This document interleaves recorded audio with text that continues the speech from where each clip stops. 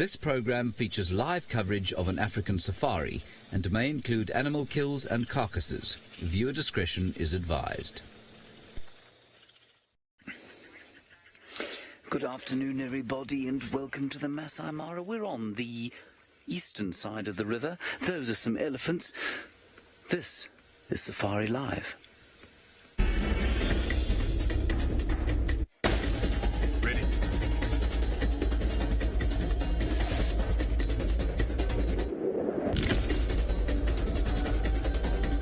Standing by.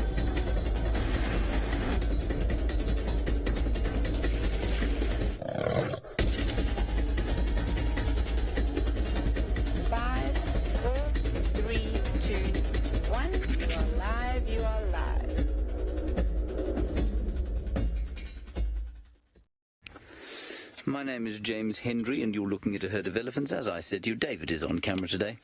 Hello, James. Well done, David. Very nice thumb. I see you had a shower. Took you 4 hours to have your shower today. And we've also got James the Askari with us as we travel through the Maasai Mara National Reserve on the eastern side of the Mara River today. Please do talk to us on the hashtag Safari Live on Twitter. You can tweet us any comments. Otherwise, you can send us your questions on the YouTube chat stream. We'll do our best to get to all of them today. Also out this afternoon is Taylor McCurry. She is driving around on the other side of the river, and both of us, of course, looking for predators, watching the migration action. There is one of those predators, well, more a scavenger, of course, an avian one, a vulture. Very good. So those are the two here in the Mara. In South Africa, Baron is knocking about. He is currently still in the shelter of the car park. Unfortunately, I believe Wendy, recalcitrant as she is not in fact working this afternoon just yet. I'm sure they'll get her going eventually. I never thought the day would come when I said I missed Wendy, Jigger and Rusty. But truly, that day is here and has been with us now for some time, since I began the process of driving Mila, Keto and Paka. All of which, well, shall we say, did not go like they were designed to. Gorgeous herd of elephants in amongst an area that we apparently is called the Bilashaka Marsh. And you have to say it like that, otherwise it doesn't work. And we are hoping to find two cheetah here, or perhaps the Bilashaka nomads who Brent had during the last TV show. Let's head across now to Taylor McCurdy and find out what her plan for the afternoon is. Hello, everybody. Well, the rain has fallen upon us, unfortunately, so we're just sitting it out for the moment. However, we're hoping to find all sorts of lions today. My name is Taylor, and on camera with me is VM, the wildebeest. He's at home. He's with his family. They're all moving around. Isn't that fantastic? Him and all your twice-removed cousins, hey, VM? VM actually responded, that's literally what he just said. But we're surrounded by animals. Of course, there's definitely a lot going on in the Mara, as you, of course, have seen. But for those of you that are new and have just started watching, well, a very big welcome to you. Now, this is live. This is interactive. It's happening right now. So hashtag Safari Live on Twitter, or you can have a chat to us, on the YouTube chat, too. That's also acceptable. But my goal now is we're going to be looking for the sausage pride. We're just waiting for the rain to let up. It's starting to drop now. I reckon in the next 2 minutes or so we'll be able to go. I want to go down that way. Look at all those wildebeest moving around there.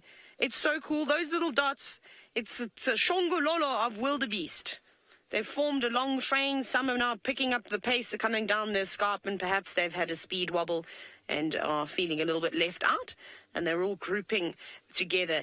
It's actually quite intimidating to see something like that, and it always amazes me. It's the courage of lions and things like that, because if I was a predator, I'd be a little bit on the nervous side of charging towards a big group of animals like that. But, of course, luckily for the lions, the wildebeest, well, they're not concentrating at this time. So there's plenty of opportunities for, of course, to catch them. But we're going to keep moving that way. We're going to go and check and see if the sausage pride is perhaps not laying around here, maybe waiting for those wildebeest to arrive. Byron has done his Taylor Kwando. He's fought off all the gremlins of Juma. Let's go across and say good afternoon to him.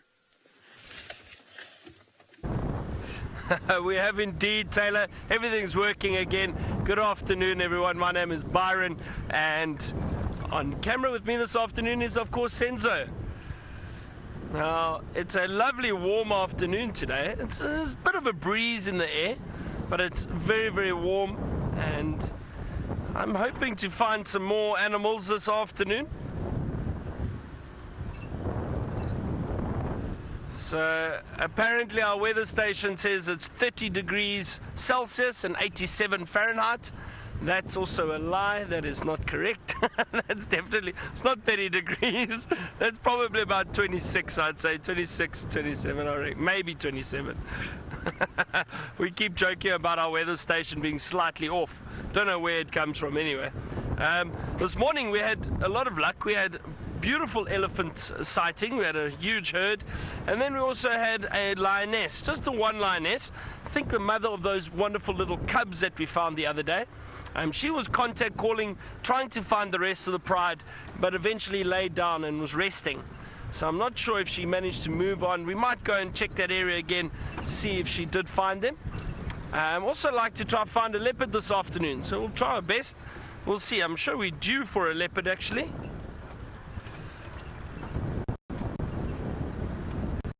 We need to work on our bird list. I've been trying to see how many birds we can get on camera within the last week. I'm doing it right until until I leave next week Wednesday, and I'm on 77 species at the moment, which is great.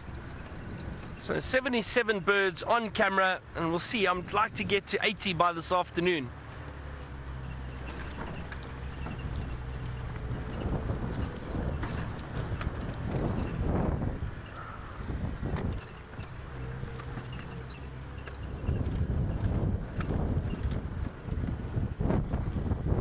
Some other guys getting out on their safari this afternoon, other guides. See, listen to them and see if they've got any updates.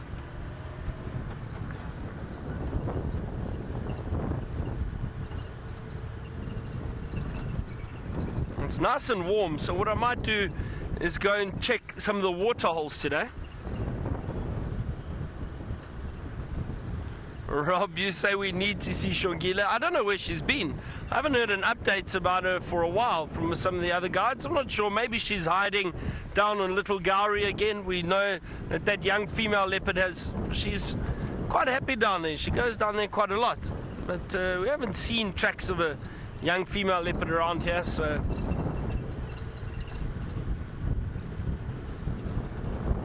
we saw Tundi the other day. Close to camp. Now I wonder, because those, what is that? Is that a new bird perhaps? Let's have a look. It's jumping around there. I think it disappeared, Senzo. I think it moved again. Behind the log there. I just saw a glimpse of a bird. I'm not sure what it was. Trying to see if I can get a view quickly. No. You see, that's the thing, everyone, that we were saying the whole time is it's one thing for us to see the birds and identify them, but getting them on camera so difficult, because often it's so quick and they disappear.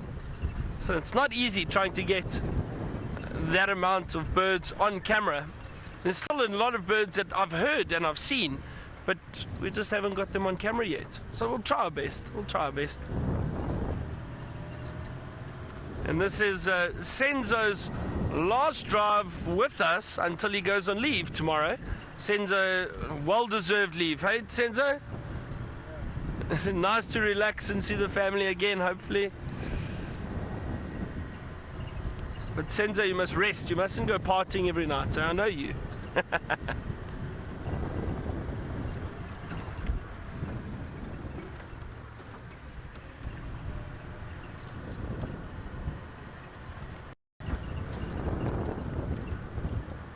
Now, Lisa, you were asking what happened with that genet in the hole.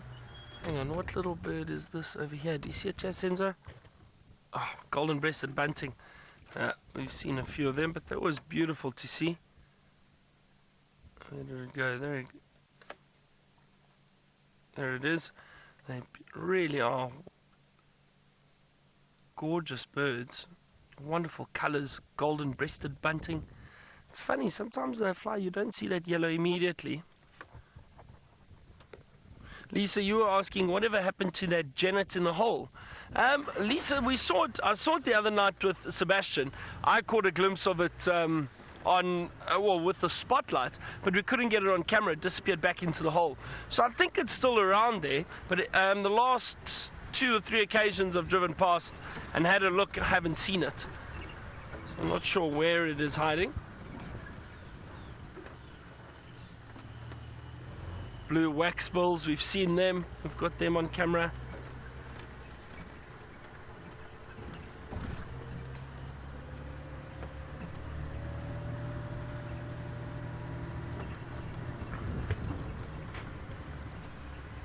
Carsten from Denmark, you're asking what bird would I really like to see that I haven't. Leopard, everyone.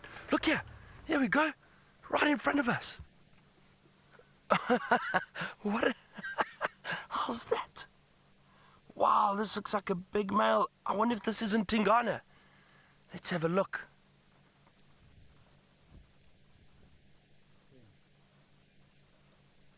I think it's him. Let's see, he might be moving down into this drainage line. It's really warm for a leopard to be moving around. I'm so surprised. Okay, let's see where he's going. Well, there we go. How is that?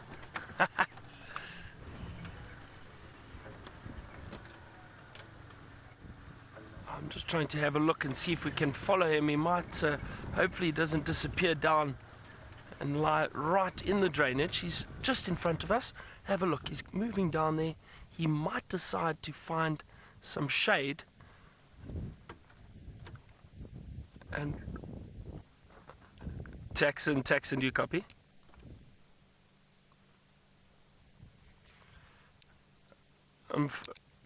We've just located a male leopard over here. If you want to come in from that side, you might get visual.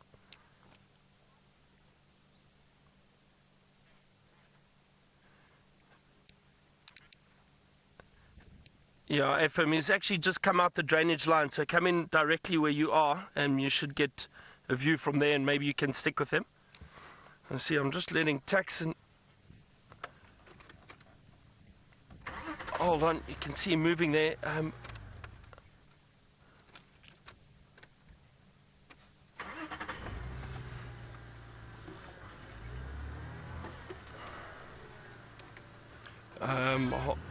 This is going to be difficult for us to move through here. Hold on, I'm going to get back onto the road.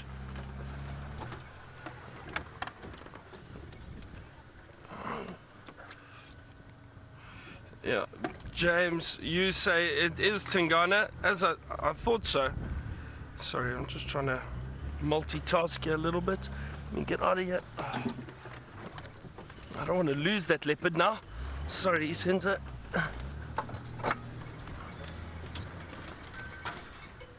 There he is. I still see him. Well,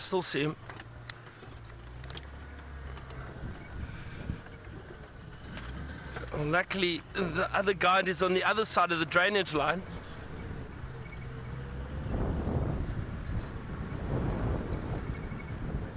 There he is.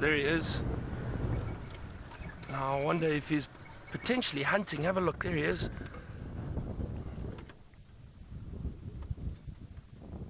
Oh, what a nice surprise for this afternoon. We've been very lucky the last few days with predators, and this is definitely one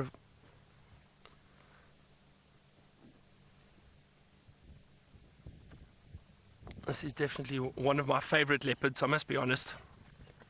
There's just something about seeing a big tom like this.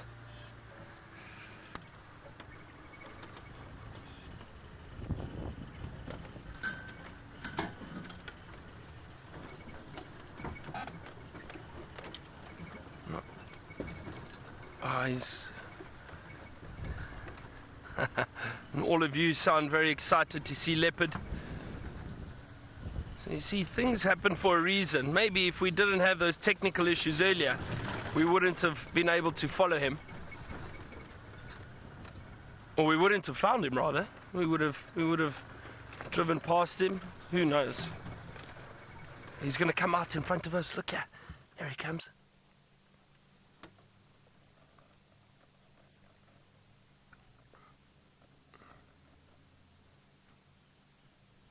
As I said, it's very strange that he's moving during the heat of the day. It just shows you, everyone. Often people say, well, leopards don't move around during the day. Well, this is a clear indication that they do. They'll move around whenever they want, if they're hungry or thirsty or possibly just trying to find a new area. He's going into an even thicker spot. I think I'm going to stick on this side of the drainage. It just works out if we work as a team. There's Texans on the other side, and he will be able to then follow him from that side if he sticks that side, and I can follow him from this side in case he crosses back through again. But I wonder if he hasn't laid down now. I don't see him moving. Is he still there? Standing now. I'll just have a look and see.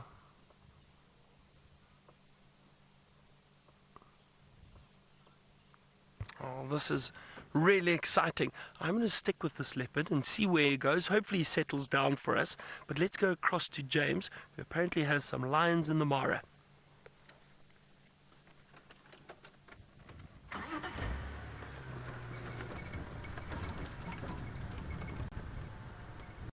Oh dear, it sounds like we don't have James's audio at the moment. So James also has some gremlins, but not to worry. We've still got a lovely view of this leopard. He's just walking off to the left. I wonder if he's going to cross back down into the drainage line. It's much cooler down there for him.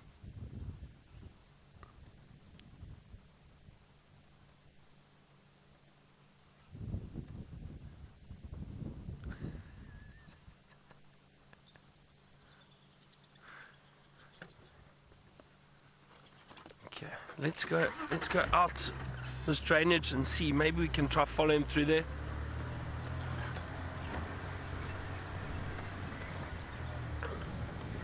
I really don't want to lose this leopard. I'm going to try my best to stay with him. Ruth, you asked, do you think he's looking for ladies or food? Are you referring to me or the leopard? No.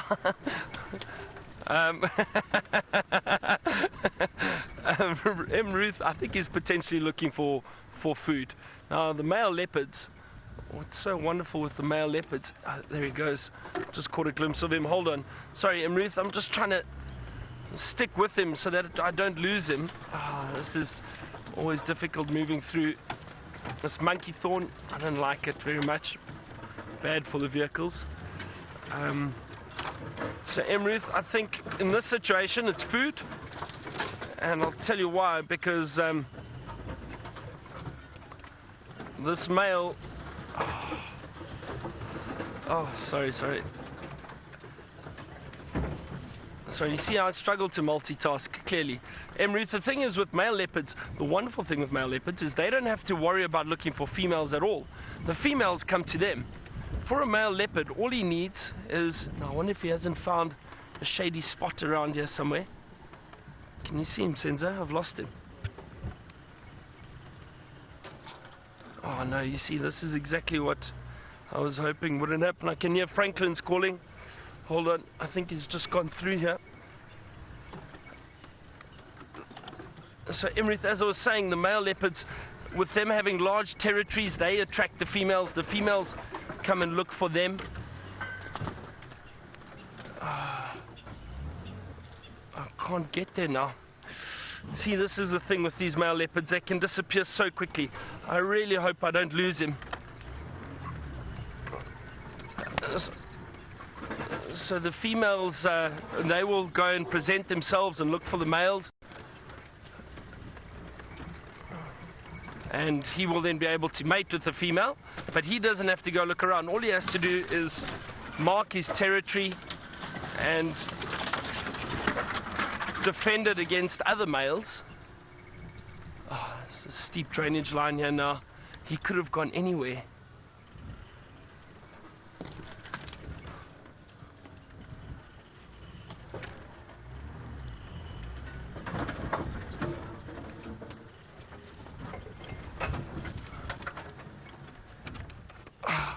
I don't know where he's gone, everyone. I think he's gone down into this drainage line somewhere here. But let's have a look. I'm going to try keep an eye out. Hopefully, if he doesn't come out, then we know he's gone to lie down in there somewhere. So let's just wait and have a look. I can hear the Franklins are all calling. He's clearly disturbed them over there. He's just in that thicket, but it's so thick we can't see anything.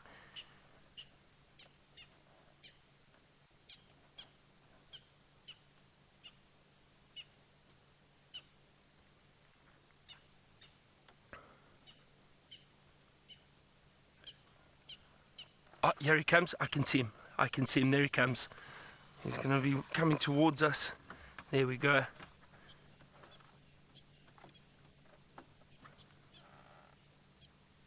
Look at that.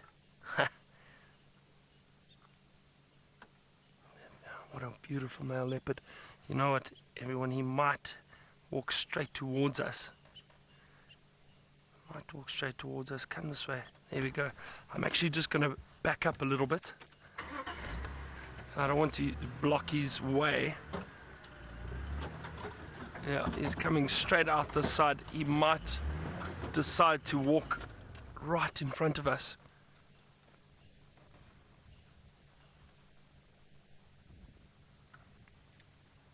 There he comes.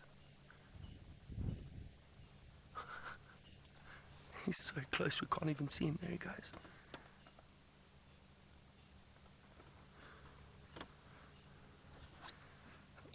Taxi, I got visual again. The southern side of the drainage.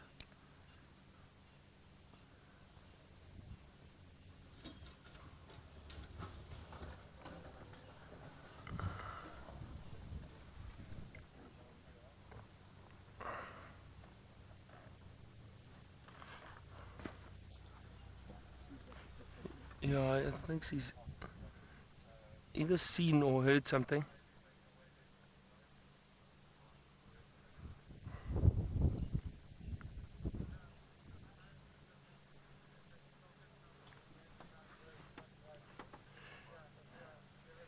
Numzan.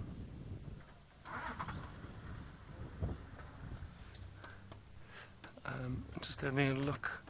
Where's he gone now? Can you still just see him? There he goes. I wonder how we are going to follow him through there. There are now 3 vehicles here, which is a bit better. It's a bit easier then for us to work and try and stick with this leopard.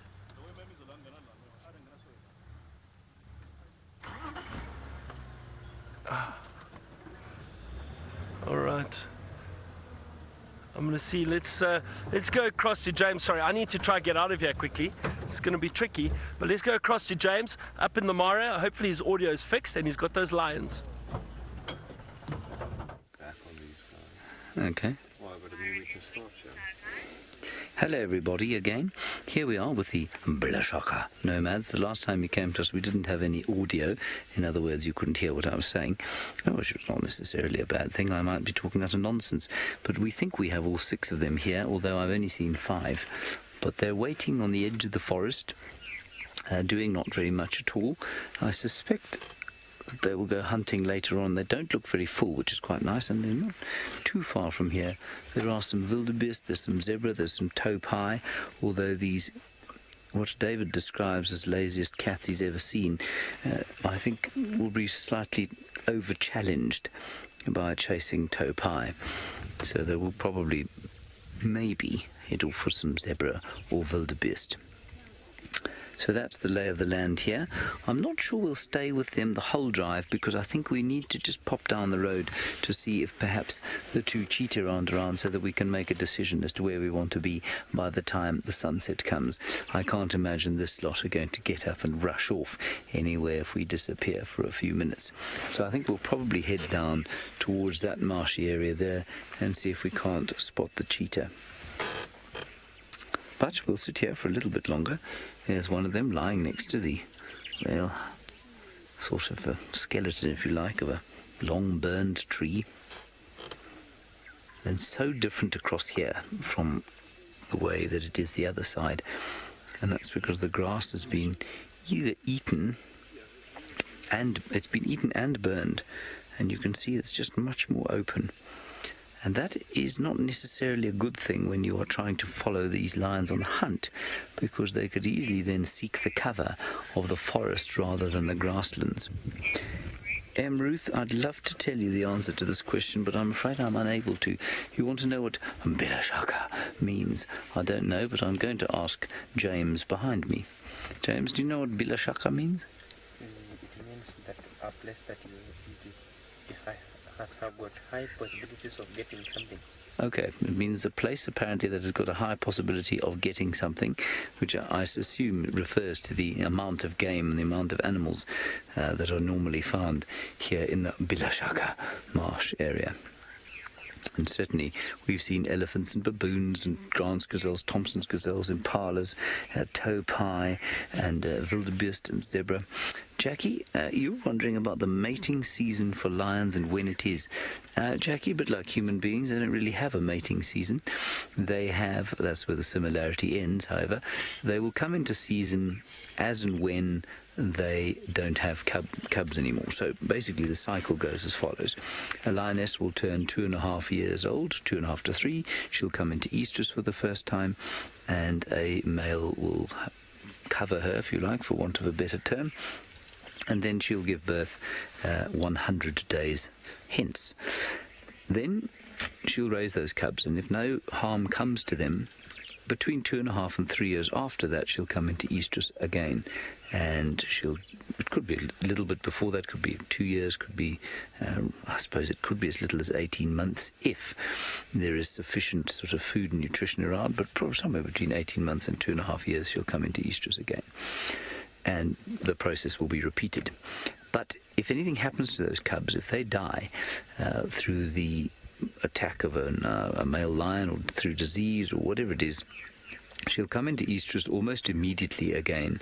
And so she will always have a litter, or she will always either be pregnant or have a litter or be raising a number of cubs, often to sort of sub-adulthood. And that's basically how the cycle goes. So they're not in any way like the wild dogs, which have a very distinct winter season, certainly in South Africa. I'm not sure how it works here.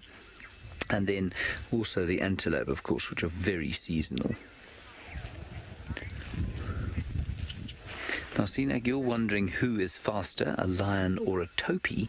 Sinak, a topi, I think, can run at about 80 kilometers an hour.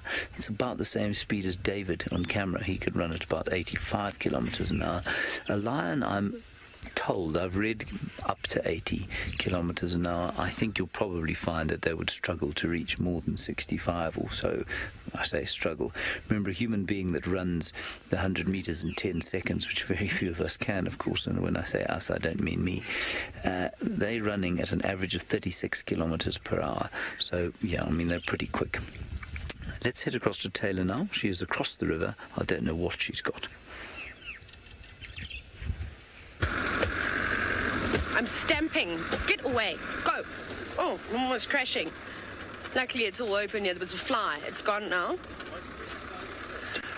Do you know, VM just said to me, VM just said, why do I bring my flies to work? Why not, VM? My pets. Got a little string around them. I've also now moved the mat around him. He just get organised again. Here you are. Get out. Get. You've got the whole of the Mara Triangle to be in. It's gone to you now, VM. Good luck. It's annoying, that fly. I've also, you'll be interested to know, eaten my first insect and caught one insect with my eye. I'm on a roll, you know. So Mara's really just starting to feel like home at the moment. We're approaching a massive herd. What? A dead zebra? Where do you see? VM has just spotted a dead zebra. We're going to try and find it now. We just try.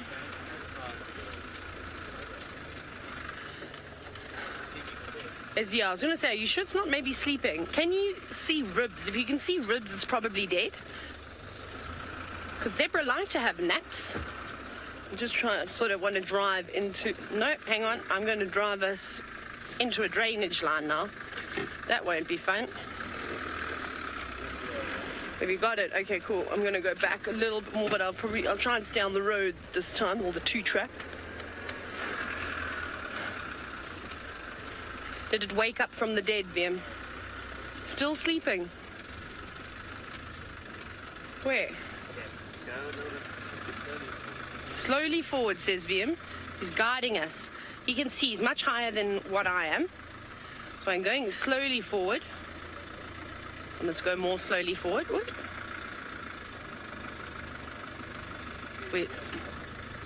We're looking. Yes. That looks very suspicious for a zebra to be sleeping in there. And also, there's lots and lots of flies around.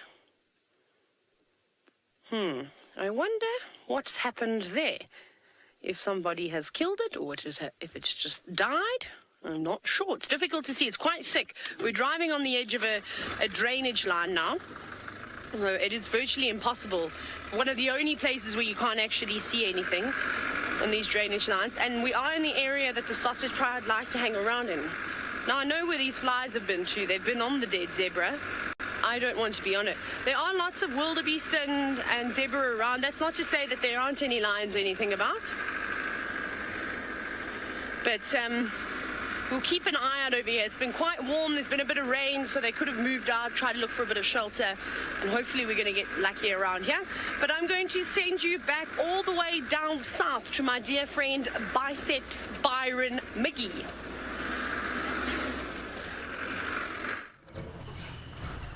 Thanks, Taylor. I'm trying my utmost to stay with this leopard. He's moving through a very dense area at the moment. Shows you. No wonder it's difficult for us to find them, because they move through the most difficult areas to maneuver through. But I keep getting a glimpse of him every now and then. I'm hoping he decides to settle down. I don't know why he's moving so much in the heat of the day, but I'm sure he will go and settle down at some point. Oh, wow, this is thick.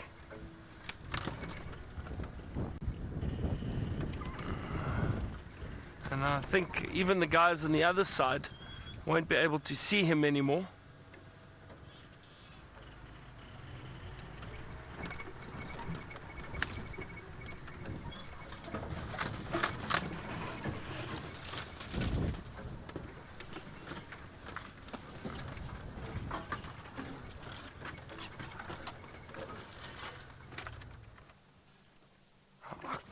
Can't move anywhere else now, but I don't know where that leopard's gone. I have no idea. I can't see anything through here. Let's just wait a few minutes and see, maybe he pops out again.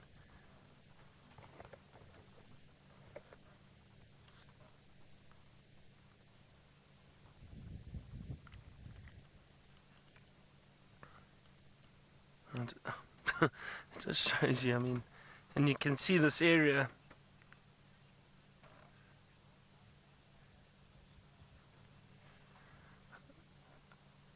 Apparently all of you are very excited too to see this male leopard.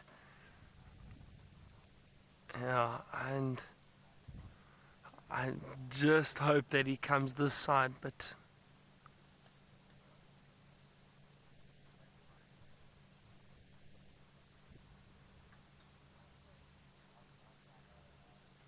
sure, this is thirsty work.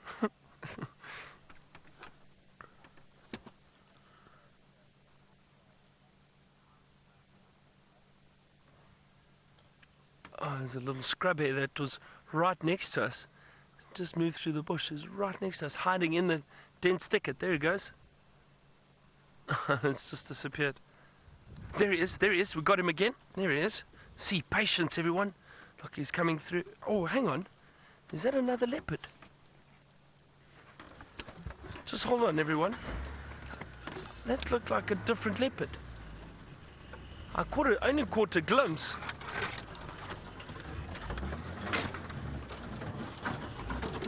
Oh, sorry. You saw the what? Oh, the scrub hare. Oh no, okay.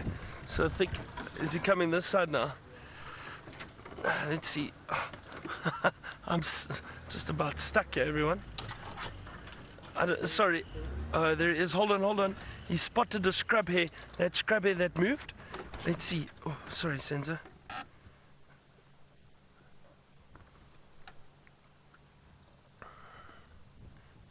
Let's see what he does.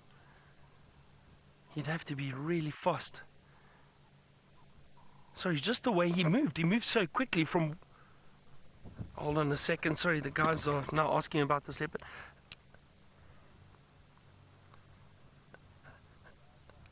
Taxon and Rexon, I've just got visual again. He's on this side. I don't know if you can see where I am. It's just still south of the... Rex, it sounds like I'm southeast of you.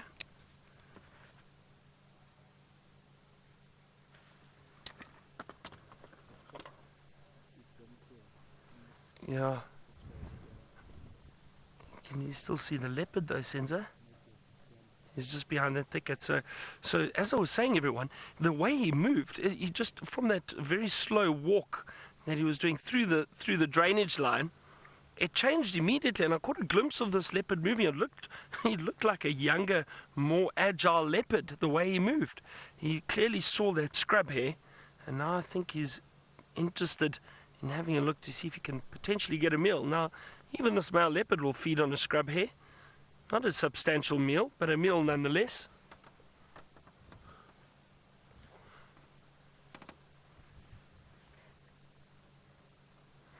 Let's just sit tight and see.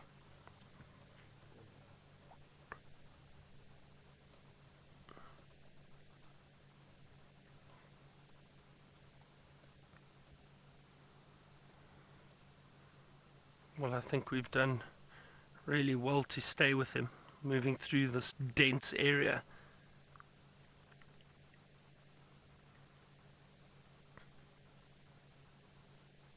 I think in summer it'll be almost impossible to move through here. Now with winter it's a lot more open, it's a bit easier. But we still have to be sensitive with just driving vehicles off-road, and that we actually, I think this is the first time I've done serious off-roading for quite some time.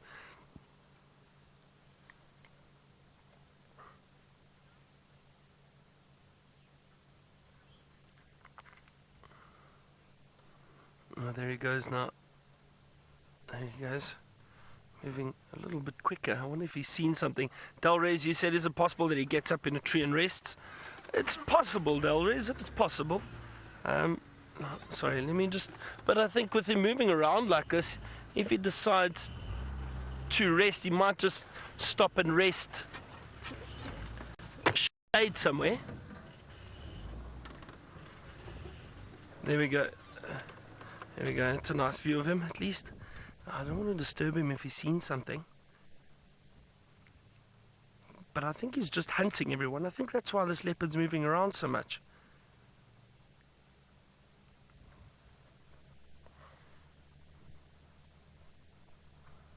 What a beautiful pose.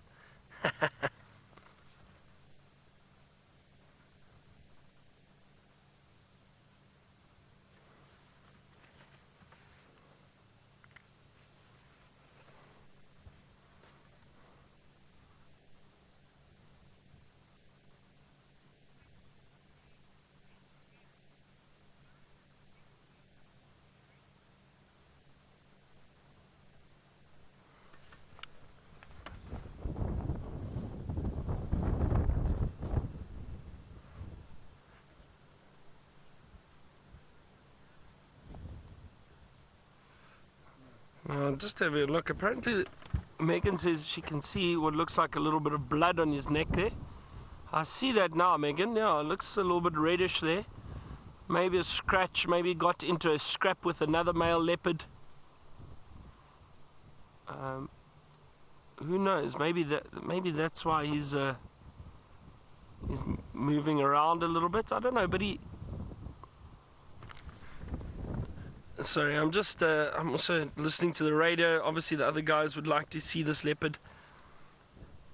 Yeah, Rex and Tax, I've still got visual of this animal.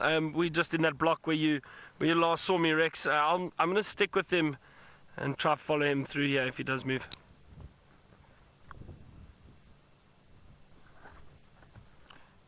He's stationary at the moment, but he's facing south.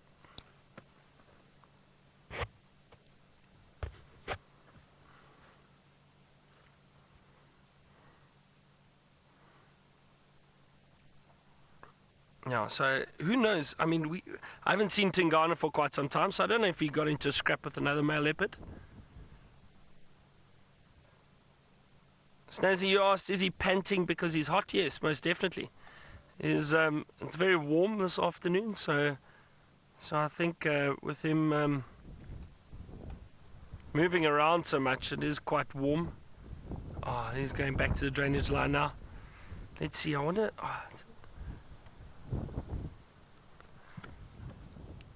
Rex and Taxi's changed directions again. He's heading back north towards that drainage line.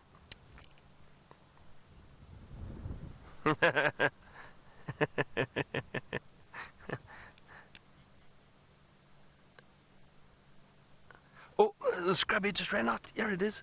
It's right next to us. Do you see that scrubby? Got a bit of a fright. Did that leopard? I can't see him now. It's just on the other side of this thicket.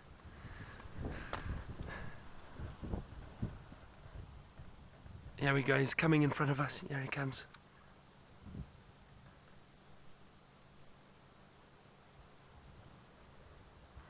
Wow, there's a strong wind that has just picked up now. There's a bit of moisture in the air. It smells almost like rain, but there it is. Ah, thank you, thank you. Maybe he stays there for us. Let me try and move a little bit. Hold on.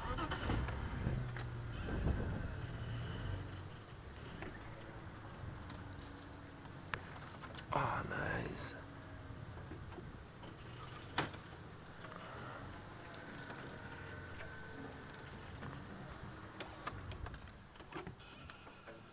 Where is he going? Has he spotted something else through there? And you can see actually with this windy condition now, it's actually ideal for this leopard to hunt in. Can you still see him? Which way did he go? He's lying down there. For him to hunt in this type of weather is ideal. He's walking through this drainage line. It's nice and thick. He can ambush prey. The leopards have been known to be fringe hunters, so they walk on the edge of the thicket and the clearings, especially drainage lines, and see if there's anything possibly feeding. Inyala, kudu, impala, a little steenbok, duiker, anything like that. Okay, if I don't move, I think we're going to lose him. How am I going to get around this? There's a tree stump behind me, everyone, so that's not ideal. Let me see if anyone else is staying. Some of the other guys are just not patient enough. They're leaving us to do all the work.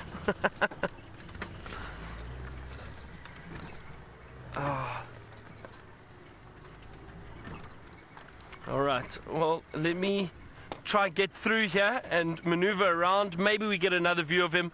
I don't know. We're moving away from him now, but let's try. Let's go across to Steph and looking at the river. Hello everybody and welcome back to Kenya. It is Steph on the river cams, and I thought that I'd show you the first view of the river cams this afternoon.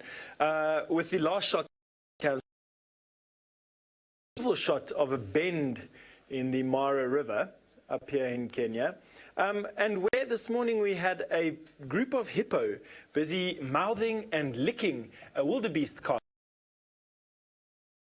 Hippo here, but there are tons of crocodiles that have come out onto the same sandbank to come and sun themselves. Obviously, crocodiles are cold-blooded and they use the environment to manage their metabolism and basically enable themselves to digest food. Gee whiz, I forgot how to talk there for a second. Isn't that terrible? All right. What I am going to do is I want to show you guys something spectacular. I'm going to ask Geraldine, please, to move over to the mountain cam view so that I can show you what I'm busy having a look at the moment. Just have a look at that. That is my view over the Mara.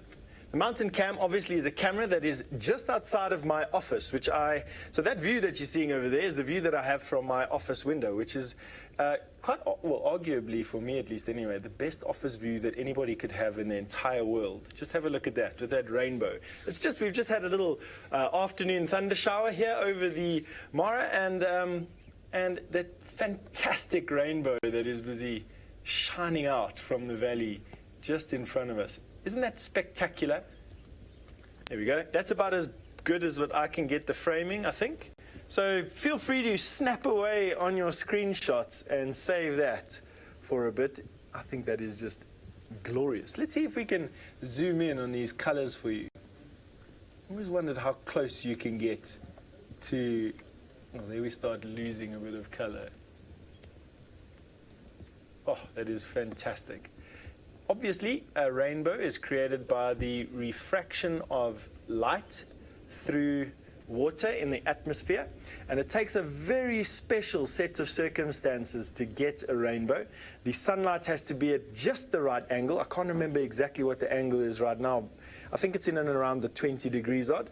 There has to be water in the atmosphere, and there obviously has to be sunlight as well. So sunlight's at a very specific angle shining onto water, and you get this rainbow that is probably one of Mother Nature's, next to lightning for me, most spectacular light shows. Oh, and don't forget the Aurora Borealis and Aurora Australis as well. So that lightning, rainbows, and auroras are some of Mother Nature's most spectacular light shows. And just have a look at that. Oh, bring it up a little bit and see if we can get almost the full curve of the rainbow for you. Here we go. There's another opportunity there for you for another screenshot. Please send it to us. We love seeing your screenshots. Oh, just absolutely fantastic, isn't that? All right. Now, why don't we go back to the river cam? Cul-de-sac, please, Jerry. Go back to where we were with the... So now we're back on cul-de-sac crossing, and let's go and see what the crocodiles have been doing to the wildebeest. Oopsie, excuse me. Whoop. My fault, everyone. Sorry. It's just me getting a little bit over-eager with the camera controls over here. I haven't got the steady hand that Jean-Andre or David or Senzo or anyone has. They haven't opened this wildebeest at all. Now, C-Mac, you've asked me if the crocs are full-bellied this afternoon. I can tell you that wildebeest is full-bellied. That is obviously fermentation happening of the grass in its belly cavity, and without it being able to, using muscles, push gas out at either end, the belly swells up. And that may cause the wildebeest to actually unbeach itself at some point. But have a look at how massive that is. Let's go and have a look at these crocodiles, since you've asked about how full they are. Now, let's go to the biggest one, because we can see. I assume that these crocodiles are about as full as what crocodiles can get. And the reason for that is that there is just this massive amount of meat lying around in this river at the moment. Not only are these crocodiles catching things probably weekly or multiple times a week, but also carcasses that are coming to float down the river, they are busy dismembering. And just have a look at the size of that crocodile. That is easily, I don't know, what are your guesses on how long that crocodile is? I mean, let's see if we can use something as a bit of a scale.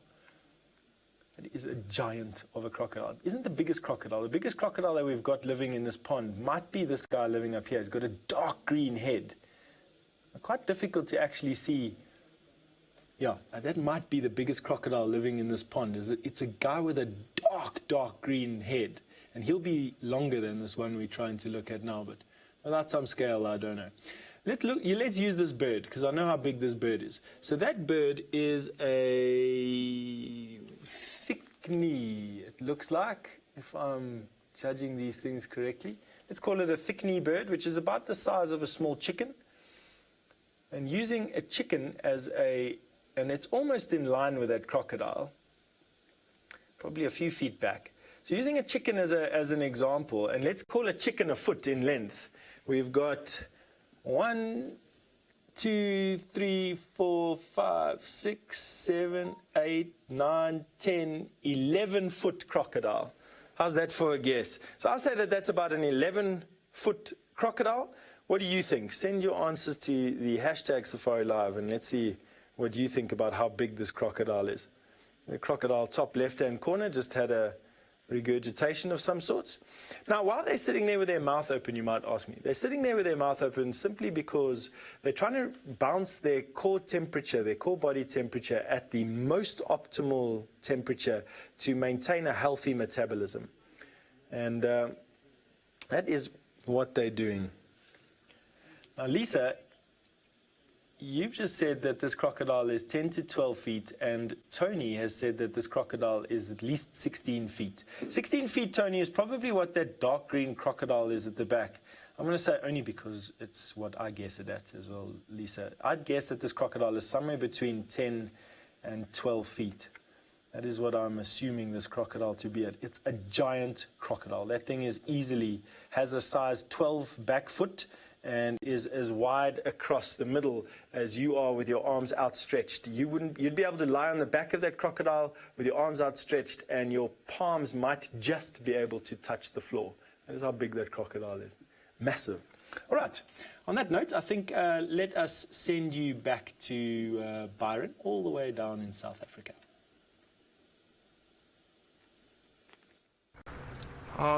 Well, I'm still trying to. So this leopard is still moving quite a lot. Just past a herd of impala behind us on the edge of the thicket, on the edge of the drainage line. And I think that's exactly what he's been looking for. It's potentially trying to see any of those animals to possibly hunt. Let's see, I'm just trying to look here now. Where did he go? Oh, it's been very difficult trying to follow him through here. I'm just going to wait here for a second.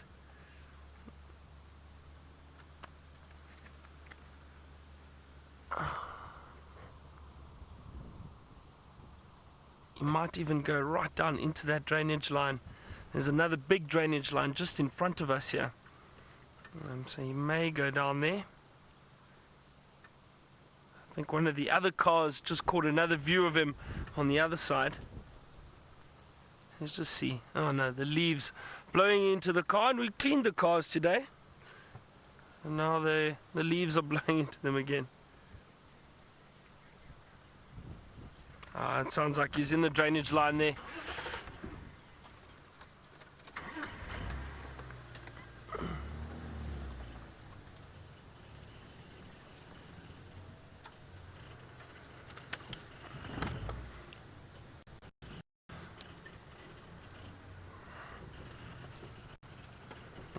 Hold on a second. Mark, I'm right here.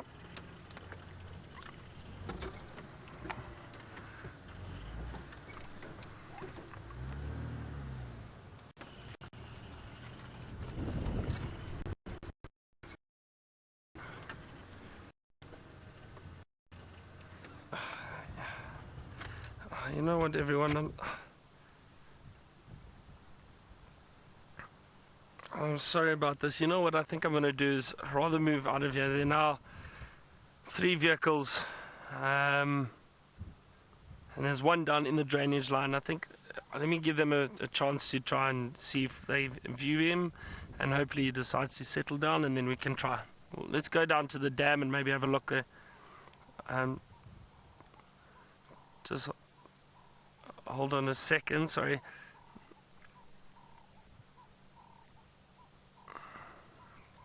Sorry, I'm just trying to wait for a gap to chat. Taxon and Mark and Johan, you can stay there, no problem. I'll make space for now. I'll try get in a little bit later. Just keep me updated, Tax, on his movement, please.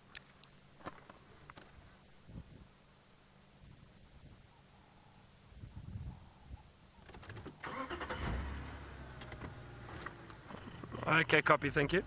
So Taxon's been kind enough to give us some space. He's leaving. He's going to look for something else. All right, I'm going to try get down into the drainage line, and then hopefully we'll get a view of him down there.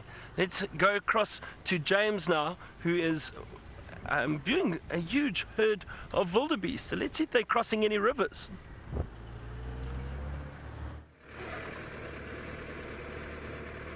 Hello everybody, we've just found a herd of wildebeestons and zebras.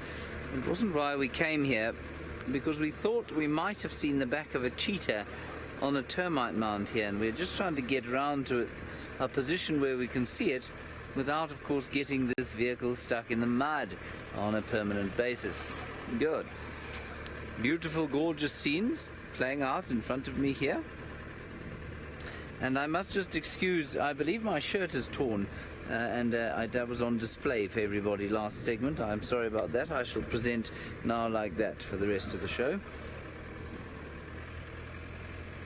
Disgusting. Well, what do you think, Dave?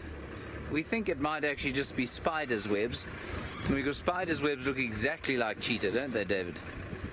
Almost identical. Anyway, we're getting close, so stick with us, and with any luck, all shall be revealed. Or nothing will be revealed, as the case may be. I'm going with nothing at this stage, I'm afraid. Yes. There's nothing on there, is there, David? Nothing on that termite mound at all. Ooh. But there is a hyena in front of us. There we are. I believe Byron says that my attire is unacceptable. I've agreed with Byron probably about twice in my life, and this is the second time.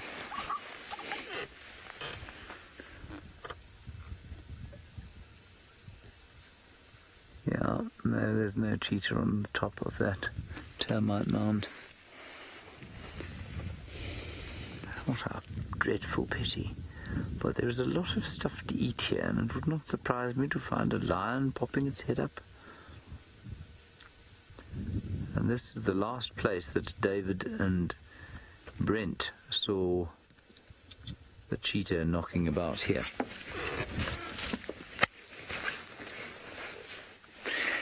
So our plan is going to be just to scan this marshy area for the next little while. We might try and get across this lugger and do a bit of a turn through there, and otherwise we'll go back probably towards the Belashaka nomads, and we'll be with them probably until the sun goes down, and we'll see if they don't decide to try and find themselves some supper.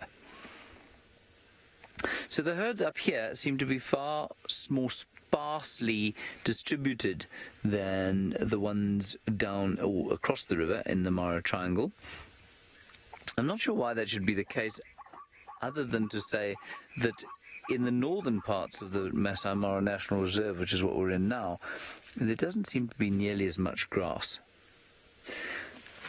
Right, let's follow that hyena, and I think we should follow that hyena in case that hyena has adopted the same strategy as the hyenas that followed those five brothers.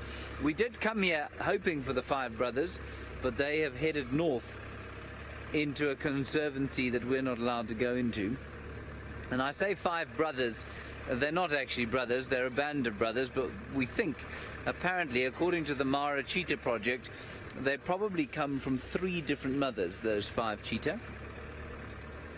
And so how long that coalition will last really does remain to be seen. Can you still see the hyena, Dave?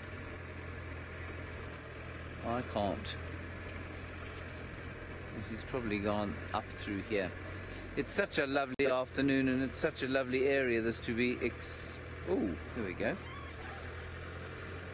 To be exploring. I wonder if there isn't a little hyena den up here.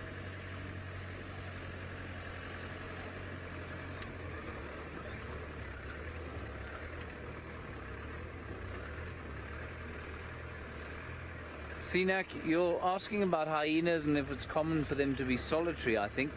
Yes, it is. It's totally common for them to forage in a solitary... Oh, solitary when hunting. Highly unlikely that they'll catch anything hunting solitary because they're slow.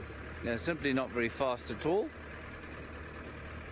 And I mean, they're much faster than us, but they're not fast, say, as a gazelle or as a wildebeest. The hyena's moving off now. So what we'll do is stop at the top here and then scan and just see if we can't... Oh, there's a lion. See there, David?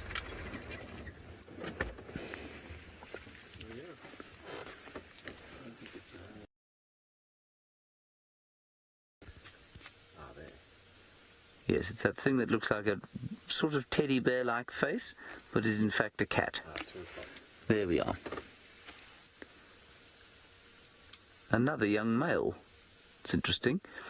You know, I think we only saw 5 Baraka nomads, and perhaps this is the other one who is still, well, you know, romancing that lady that he was a few days ago.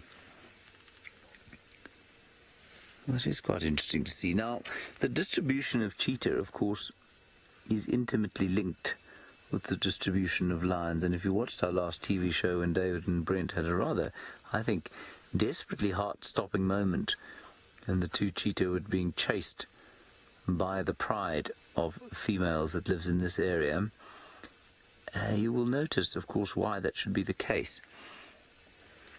Lions not very friendly to cheetah. Let's go and get a bit closer to this lion.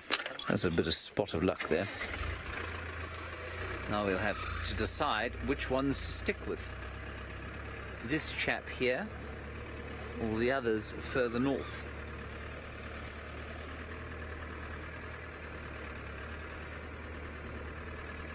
We'll just ease our way along. And the decision will be quite simple and based entirely on how much they've had to eat. Now, I believe we're going to go across to Taylor. From what I heard on the radio, she's eating bovril.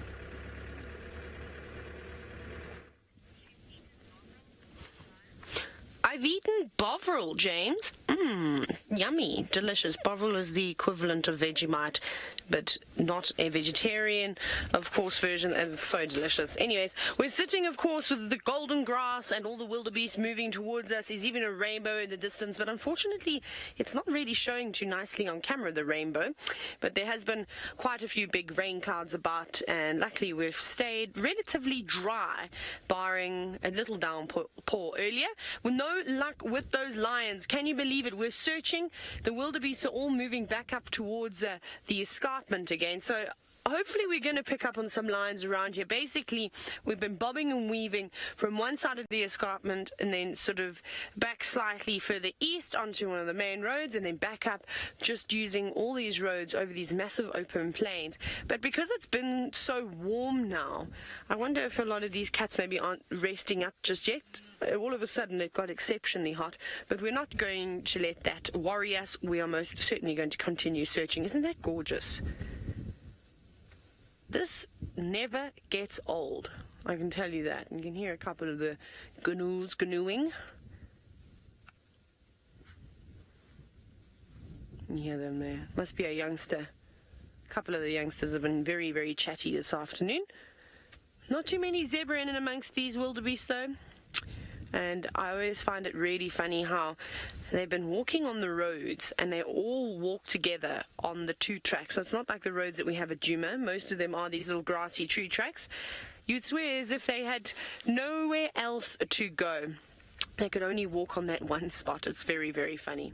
But of course they do have a bit of sheep mentality, don't they? They follow. But we're going to keep on searching these wide open plains, and I'm sure we're going to get lucky with some lions. Byron, however, has found Tingana once again. Oh, we have, but he's still on the move through a very thick part of this area on the edge of the drainage line. I'm hoping he decides to lie down at some point. But let's stick with him and try. I mean, we've definitely put in the hard work to try and follow him.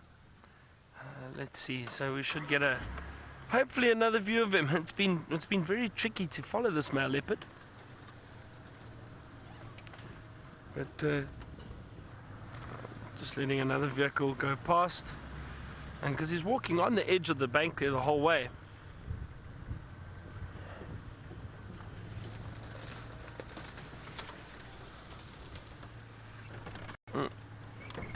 Don't be scared, Senzo.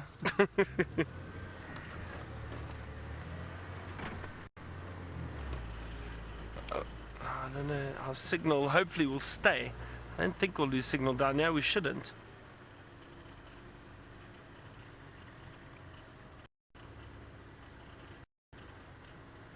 You can see him there. I can just see the shape of him through the trees. It's actually a bit difficult to see him. Wow, this leopard's definitely given us the run around. There he goes. You can see his movement through the branches.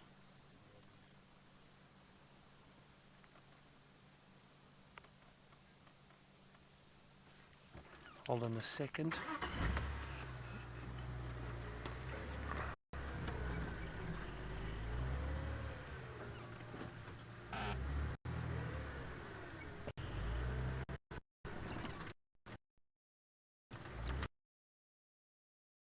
Out of here.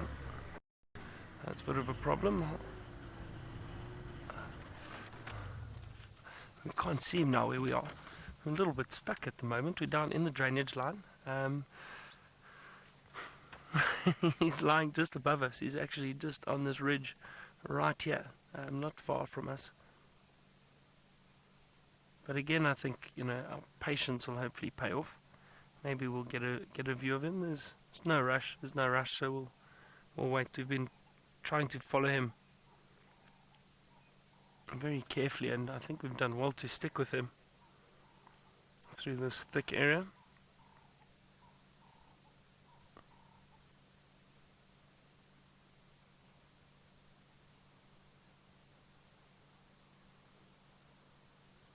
At least we're a bit sheltered from that wind. Remember I said the wind picked up quite a bit this afternoon. I don't know why. I don't know if it's bringing in bad weather perhaps. No clouds or anything, but I wonder if maybe this evening, possibly a front coming through.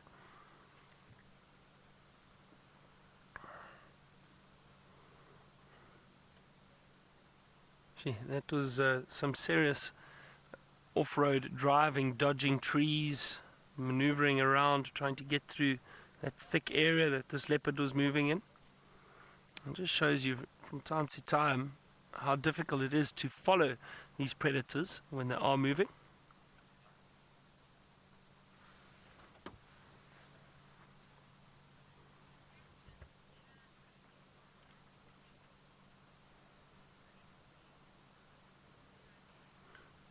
Chandler, you asked, why does a leopard sometimes walk with its tail raised high? Well, the reason is often if they are moving around and they are being alarm called at by birds or monkeys or anything like that, even antelope like impala or kudu, what they'll often do is they'll raise their tails like that and show that white tip of the tail. They want to make themselves more visible, and the reason they do that, all the theory behind it, is that they then make themselves more visible so that they basically saying, I'm not a threat, I'm just moving past, I don't want to hunt you, I know I've been seen, and they try to get through that area. Hopefully the antelope stop alarm calling at them. That's the theory. It makes sense though. So they raise their tails. I've seen it many times. As soon as birds alarm call at them, or any animals alarm call at them, they raise their tails, make themselves more visible, and then they try to get out of that area. Leopards don't like attention being drawn to them, so they'll prefer to move away and get away from all that noise and all that attention. I think he's still just above us.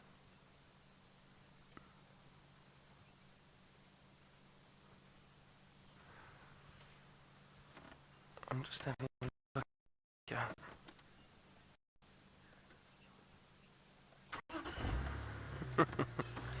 Chatty, you asked how do we land, and you say you get Sorry, and you say you get stuck on the beach all the time. Oh no, do you want to get stuck? Yeah, I want to get.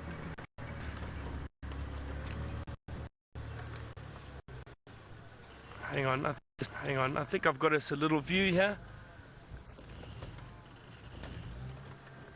It's a bit so chitty Meg. Luckily, I didn't get stuck. It's all experience. It's all experience and practice.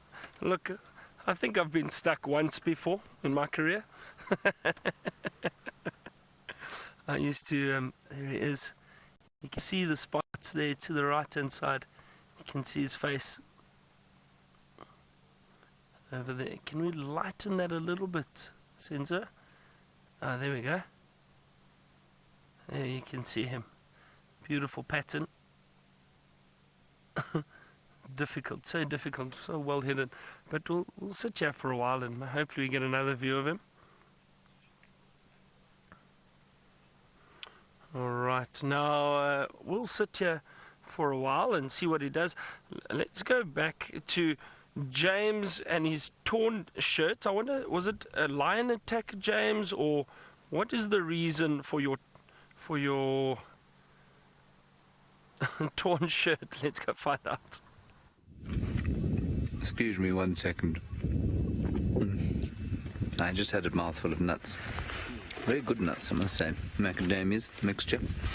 Now, we have lions here. Yes, lions. 4 more male lions, not a pride. And our decision is now, do we stick with this bunch? Are they more likely to hunt than the others? The answer, I think, is no. And I'll tell you why. If you look at their bellies, they are very full. And I think they've eaten recently. But on the other hand, we know that doesn't make a big difference. As far as lions go in the migration, they'll happily kill even if they aren't hungry. And if we look off to the other side, what we can see is a herd of zebra and wildebeest. So logic would say, well, why not stick around here and see what happens? But as David tilts the camera downward, what you will see is a rock field.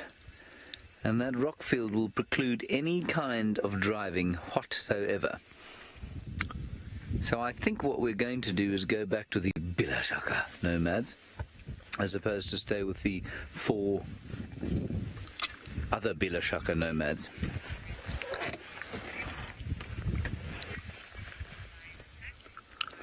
Now, Byron and Juma would like to know if my shirt was ripped in a lion attack.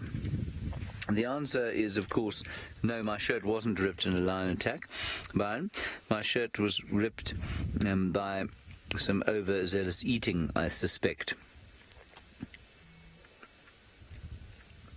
Yeah, I don't think that these chaps are going to do a great deal, but you know what, if the chance arises to kill, they could easily take it. Yeah, I can still see 2 or 3 hyenas moving through the sea of grass here. Let me just... It's quite a nice shot. You can see a hyena there. Can you see it there, Dave? You're just drifting through the grass there.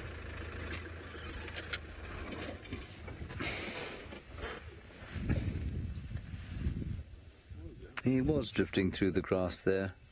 There, I can see him. He's just coming up to that mound that you were on. Stay there. No, not that mound.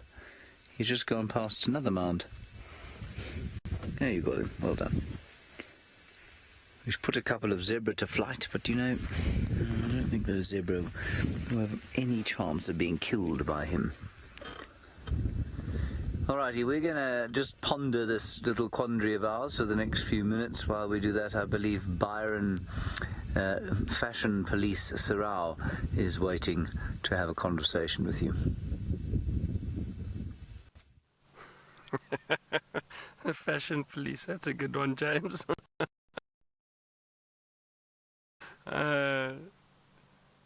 Now, we've fortunately got a better view of this leopard, and he's lying on the bank. There, I did see an Inyala or two moving just on the other side of the drainage line. They moved through. But it's a bit tricky. I think he's curious, but to cover the distance through the drainage line to get to that Inyala, he'd expose himself and wouldn't have that. What's the the element of surprise? Sorry, everyone. As I said, expose himself. I was thinking of James with his torn shirt.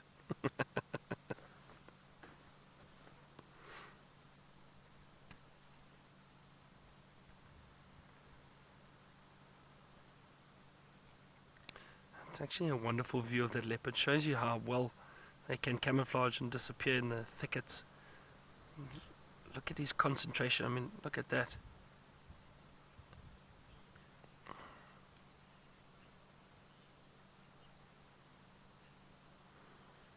Sinak, you asked if these leopards like to be seen or they're more secretive cats. I think leopards in general, it doesn't matter if it's this male or a female or any leopard, Sinak. I do think they are, they prefer not to be seen because they are secretive animals and they are elusive. Look at that concentration, amazing. But we try to be as sensitive as possible, and they're not always followed and they're not always seen. They can disappear very quickly if they want to. We just managed to stick with him this afternoon, but you can see it appears as if he's still very focused on what he is interested in, and that's hunting by the looks of things.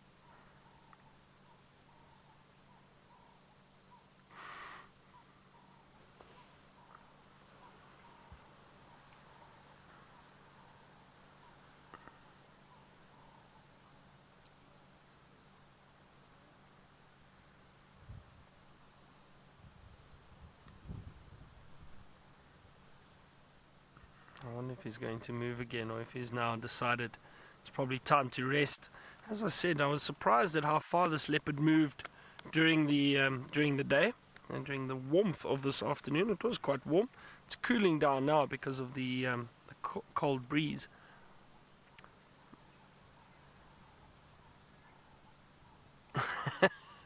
Megan says our weather station says it's 82 degrees Fahrenheit or 28 degrees Celsius. That is incorrect, Megan. That is wrong. I wonder if this weather station's inside, perhaps, in a controlled environment. Megan says she's going to stop telling me the weather. Well, I think, Megan, you know what? I think it's a few degrees warmer whenever we get that. I do think it's a few degrees warmer. I'm just putting a jacket on quickly. This breeze is quite chilly.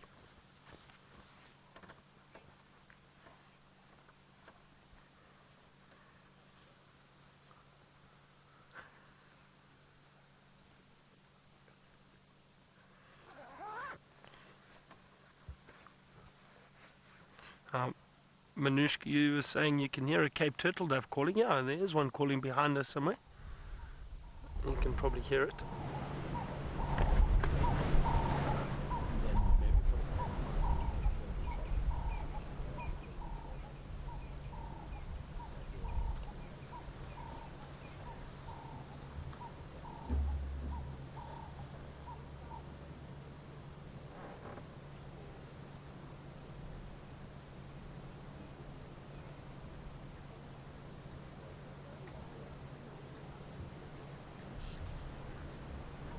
I could easily sit here for most of the afternoon, and I do know that patience pays off.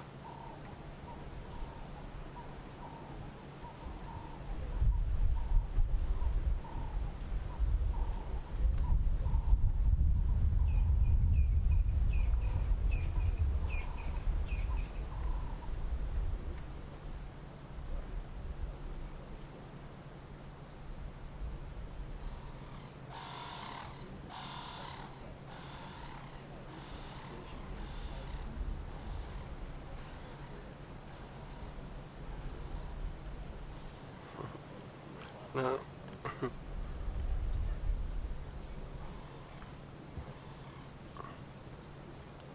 Nilja, you asked, can leopards get depressed like elephants do? Sure, Nilja, I don't think that's to be honest, I don't think that's a fair question or fair comment to make about the elephants. I don't think elephants get depressed, not at all. Now, some people may not agree with me, but I've always said that we do need to be very, very careful of giving animals human emotions. It's completely different for them, and I think how depressed or depression is completely different to an elephant possibly feeling upset about something. Now, I think people always say, "Oh, these elephants have graveyards and they move past those areas and they mourn the dead." I don't think that's true. I think, firstly, elephant graveyards are a bit of a myth. What happens is the elephants, with age, their teeth start to wear out and wear down. So the elephants would go into areas where the vegetation was softer and easier to feed on, and they'd usually die there from old age. And the reason is because of the food that was in that area. So it wasn't an elephant graveyard that they went to specifically to die. It was because the vegetation was softer for them to feed on. That's why they would go there, and that's why they died in the area. The elephants move past, and if they come across elephant carcasses, they smell and they pick up the scent, obviously, of the carcass, and they investigate. But I don't think it's a case of mourning as we would. Not at all. I think they probably recognize that there was possibly an elephant that died there. But we need to be very, very careful of giving them human emotions. So no, elephants don't get depressed. I think, look, you'd probably see in circuses and zoos, if I must be honest, you'd see animals' spirit, I think, get lost somewhat because they're not in the wild, they're not roaming free. So yeah, I do think so. Depression, maybe, to the extent we feel, I don't think so. Now, for leopards, for example, female leopards lose cubs on a regular basis. Cubs lose adults, that happens too. Males will kill other males. I've never seen a female leopard mourn or get depressed for a long period of time for losing a cub. They've lost cubs. Within a few months, they're mating again, and they'll have new cubs. That's nature. So we need to be careful of giving them too many human emotions. Yes, they do feel to an extent, but in terms of mourning and recognizing the loss of a cub and mourning for years, or leopard mourning or elephant mourning for years after a death of a sibling or a youngster, I don't think that happens. Not at all. Nature is harsh. Nature has a way of, I think, recovering very quickly. The animals do. Oh, that male's looking right at us now. So I think we need to bear that in mind all the time and not always want to put our human emotions on the animals. We anthropomorphize these animals far too much. In my opinion, and I may be wrong, but I think we need to be cautious of it and just understand again, we are here to view and appreciate nature. Nature's not always easy. Nature's harsh. There's death, there's destruction, but there's also new life, there's happiness. There's new cubs, for example, in the Nkuhuma Pride that we saw the other day. There's lions that get attacked, lions that die, leopards that get injured, leopards that die, leopard cubs that grow up and move into new areas. There's always a balance. There's a natural balance.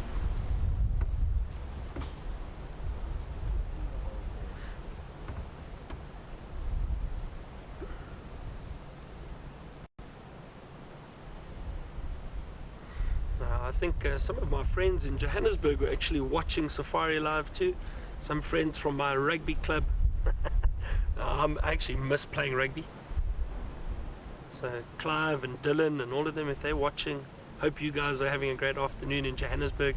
It's a tough life out here. I have to sit with this leopard in this drainage line. I love teasing them about it. They get quite upset. They're very jealous, I know.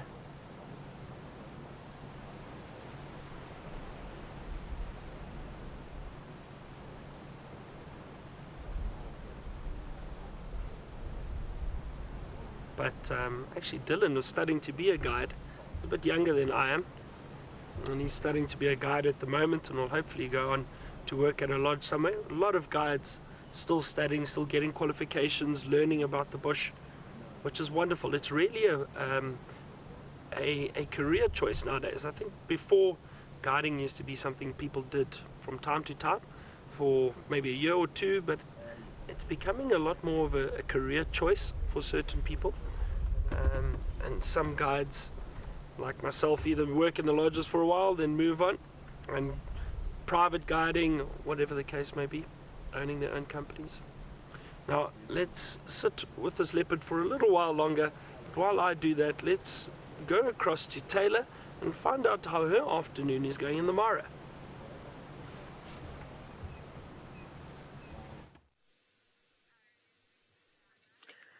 We are now sitting with not zebra and wildebeest. We have got topi and we have 2 impala as well, which is quite funny to see.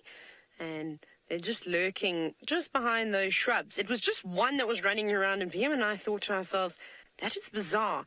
What on earth is one impala doing all on its own? Can't see it though. Hiding away, of course. Oh, there's one. There's the other one. I think they might be trying to relocate on their herd. They seem to be quite lost, but they're sticking with the topi at the moment, which is a very good idea, of course.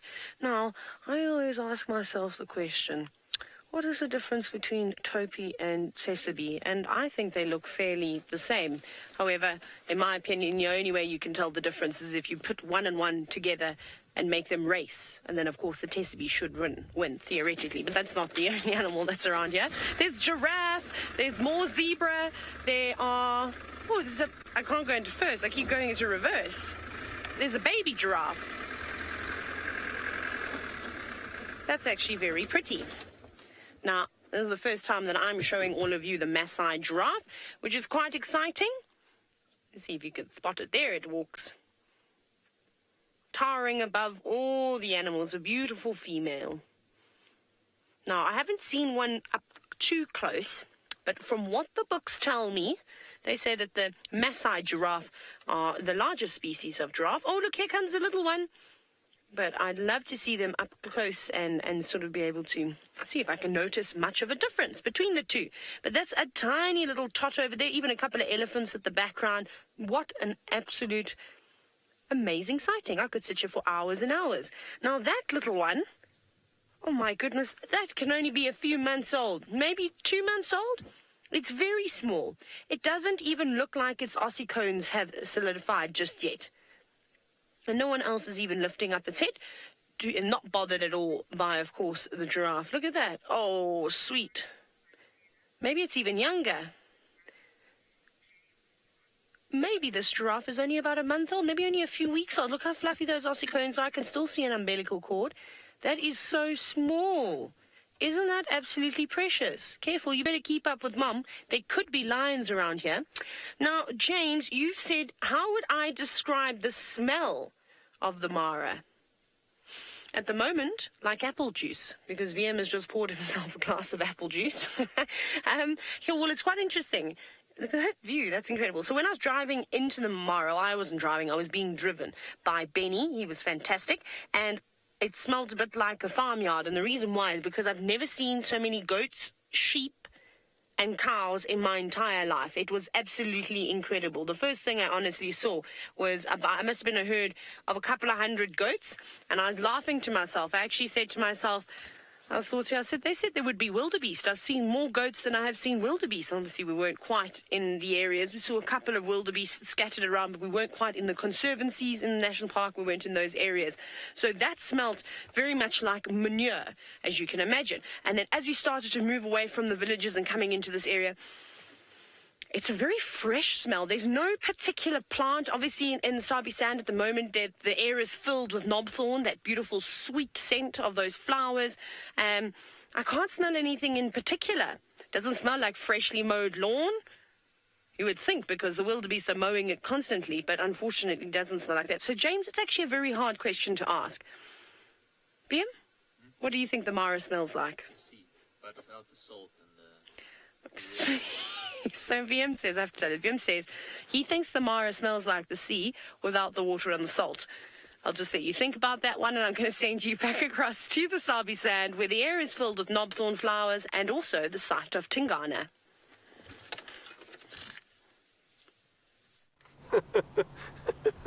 VM makes me laugh.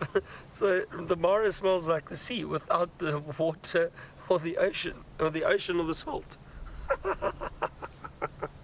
So it smells like sand. VM, is that what you're saying? That's a very interesting description. Made me laugh. The Mara, Djuma at the moment doesn't smell like much because it's very windy, so all the smells are getting drifted away.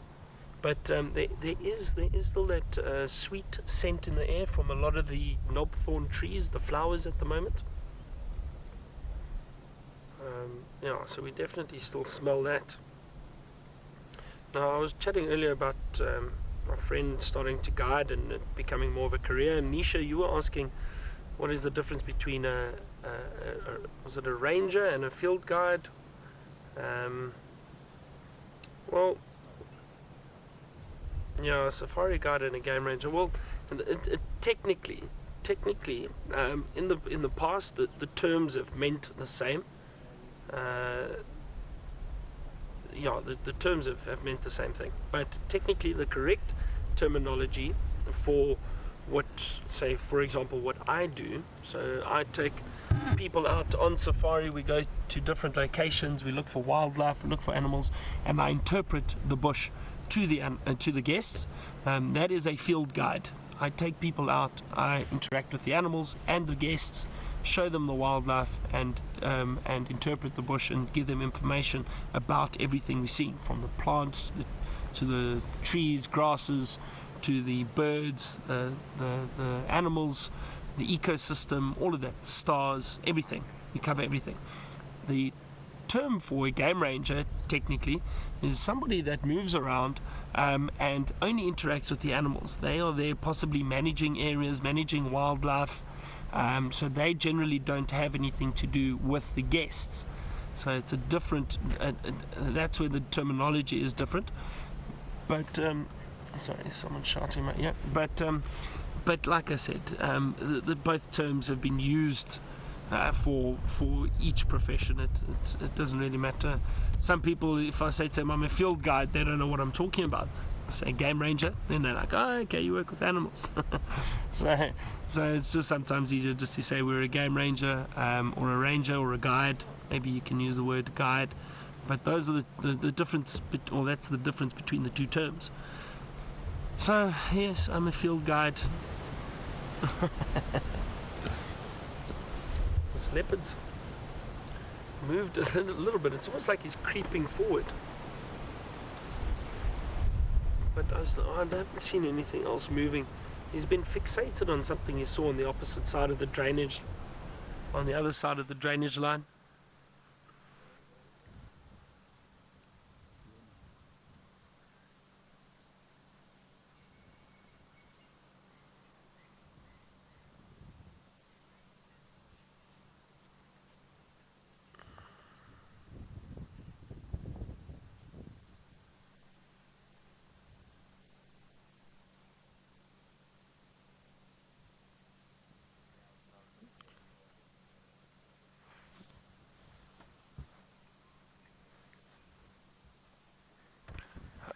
Now, Charles, you asked, is there anything?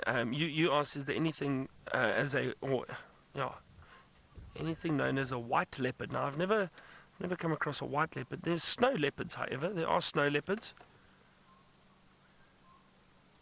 No, I think so there's snow leopards, but not a white leopard. Never heard of a white leopard. I think you know what, we've had quite a nice view of this leopard. I know there are some other people that are wanting to come in. So I think what we'll do is we'll maybe make space for a while, let some other people come and view, and if they leave him, if he's still around in this area, we can always come back later and maybe get another view of him. Maybe with the infrared camera we can try, possibly. Why don't we drive around and see what else we can find? Maybe we can find some more elephant or anything like that. So let's try that. While I do that, let's go back across to Taylor who is still with some lions.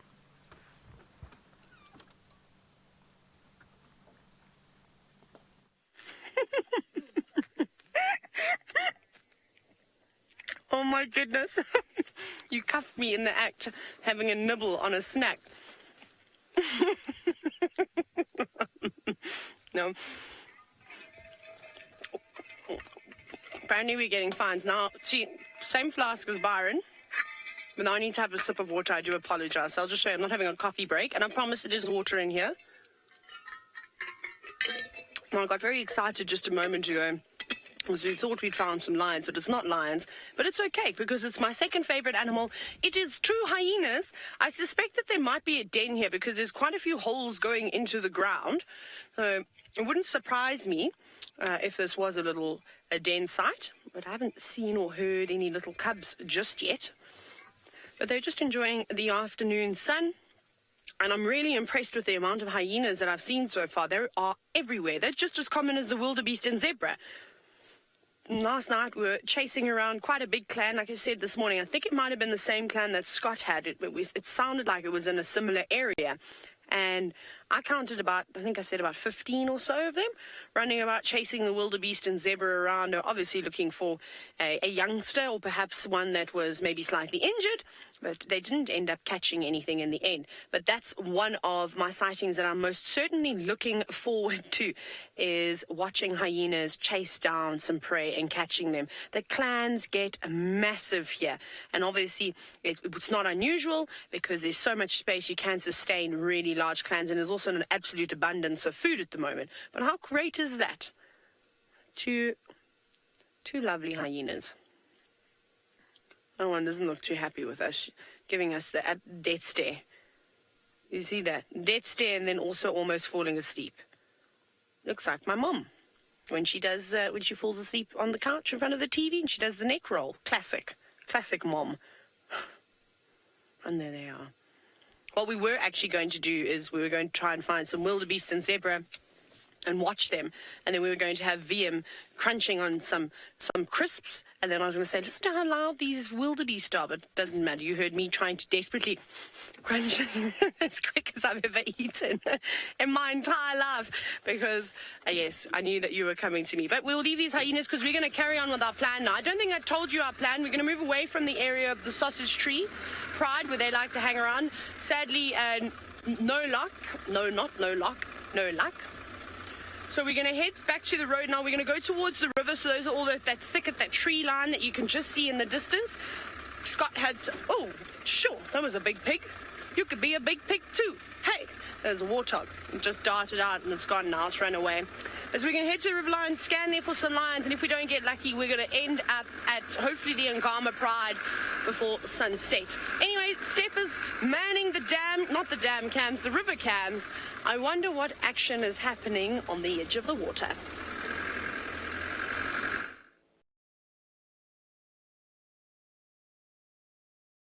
Part of the afternoon have been those male lions that James found, which I don't know what he said. I've been deaf to what his commentary has been, but to me they look like maneless male lions. But talking about a mane, although not on the front of the body, have a look at this absolutely spectacular bird. This is a sacred ibis, and one of the most showy of all the ibises. In Djuma, we very commonly get the hardy-dar ibis, which has the most unbelievable call, which sounds like they're saying hardy-dar. I'm not going to sing it for you. I am atrocious at making any sound effects. Which is a grey bird with a purple iridescence on its feathers. The sacred ibis now has a black head and a white body with a big fluffy tail, as you can see there. And just, isn't this the most unbelievable thing? They occur in fairly large numbers. This is the first time that I've seen a sacred ibis actually looking for invertebrates and insects in the mud on the side of a river. I've never seen one doing it before, but they're very common birds in and around rubbish dumps. Now obviously the Mara Triangle is not a rubbish dump, but this particular bird is fairly common up here, but nonetheless striking, one of the most striking birds that we see. That huge beak, is meant to probe in mud and sand and lawns, and has a very sensitive tip, and they will be feeling for insects, which they will then pop into their mouth. But don't you find that the tiny little head in comparison to that enormous beak is just one of the most bizarre things that you can see? And then, of course, that feather-dusted tail, reminiscent of birds of paradise, is just spectacular. I think so, at least, anyway. Let's go and see what else is around Cul-de-sac Crossing. Oh, look how deep that bird's going. Definitely not shy of a crocodile or two, which will, given the choice, hunt for birds. Small crocodiles, of course, go through... there we go, the blacksmith lapwing. Another quite striking bird with its black and white colorations. Aren't these river cameras just absolutely fantastic?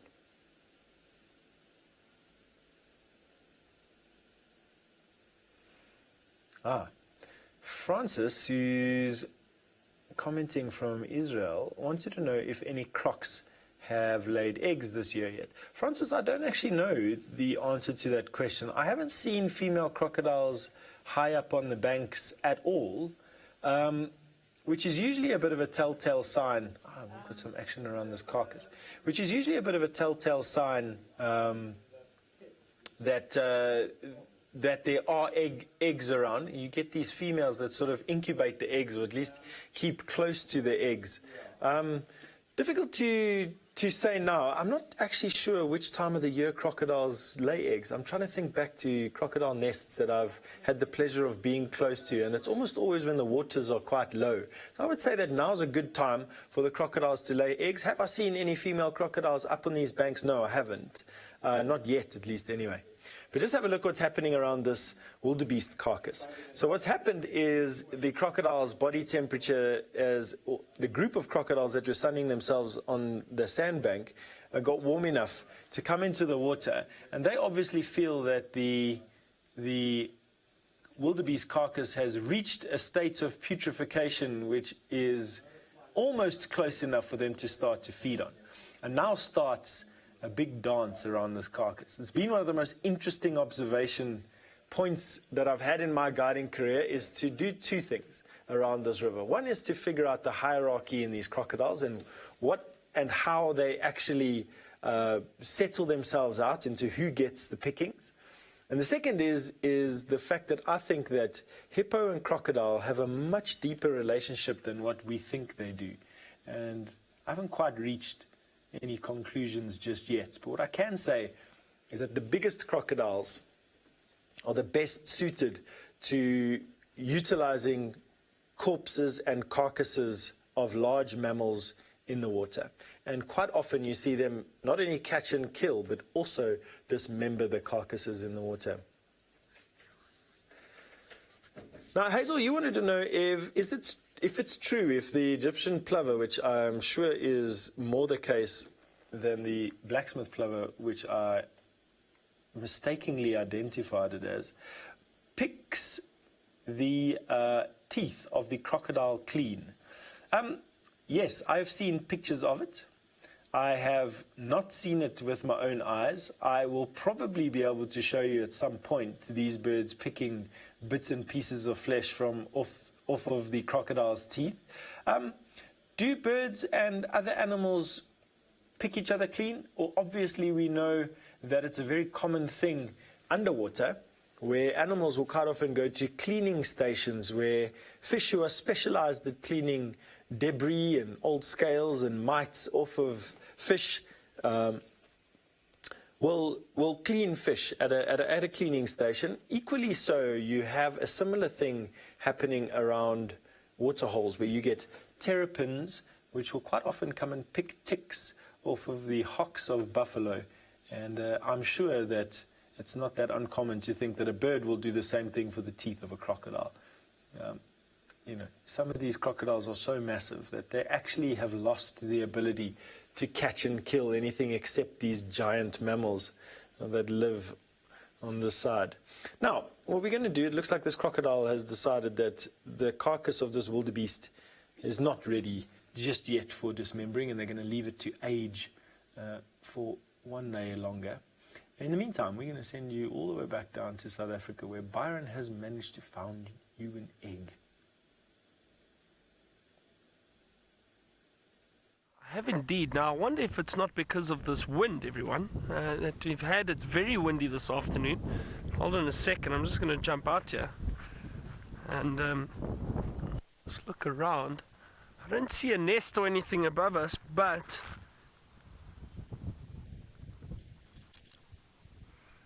a very brittle little egg.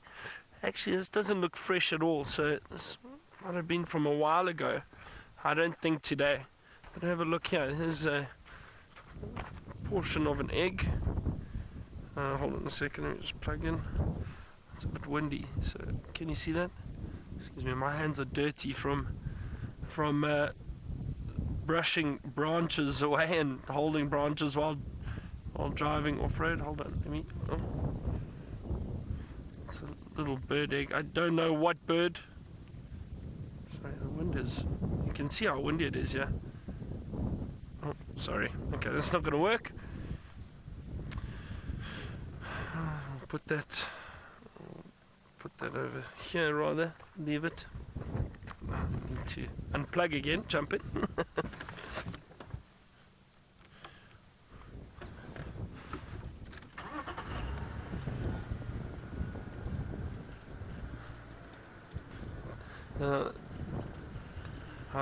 Seeing that broken shell reminds me of when James is around. It's like walking on eggshells. Got to be very careful. Now, Dalrez, you said back to birding. It is indeed back to birding. Let's see. Come on, I need 3 more. 80 species by the end of the day. But this wind, I don't think is going to help us. I don't think at all.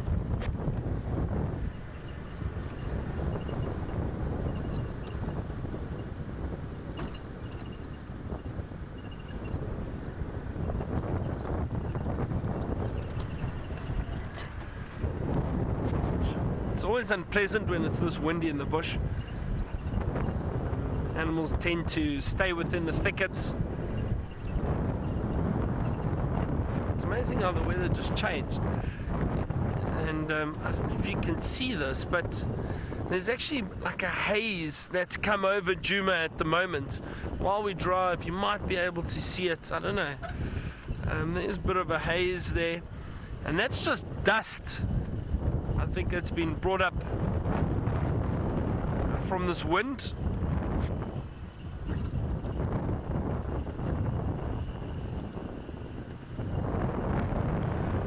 Right. Carsten from Denmark, I apologize. I was busy answering your question earlier about which bird I would really like to see now. Senzo, did you lose your cap? Sorry, we keep getting interrupted, Carsten. I will answer your question shortly. Let me just park the vehicle on Senzo's cap here quickly. Senzo, you owe me, big time. Hold on. Oh. Here we go. And I lost the blanket. Oh dear, it's all going pear-shaped here. Okay, Carsten, a bird I'd really like to see. Now, this time of year, what bird would I really like to see?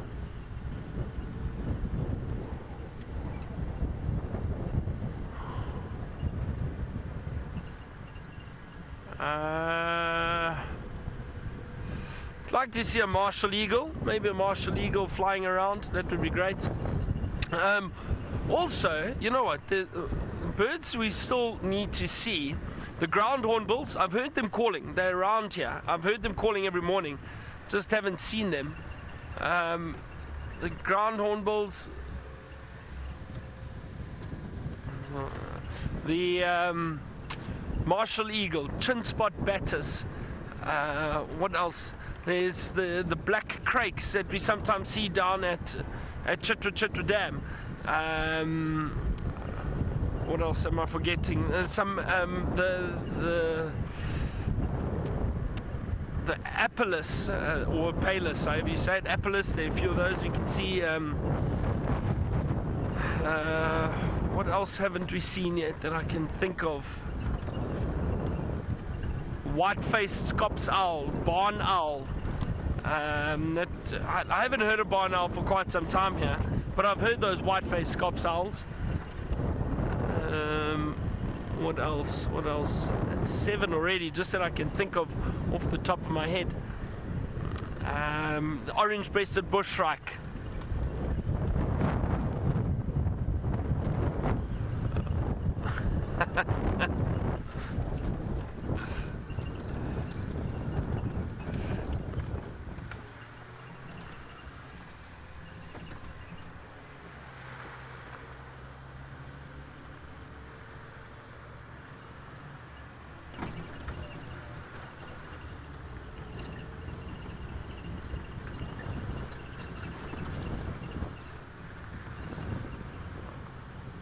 I'm just trying to listen out. I think that male leopard Tingana has started moving again. Let me just listen quickly.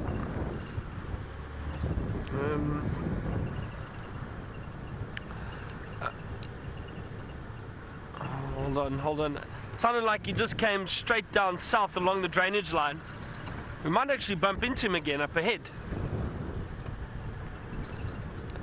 Johan for Byron.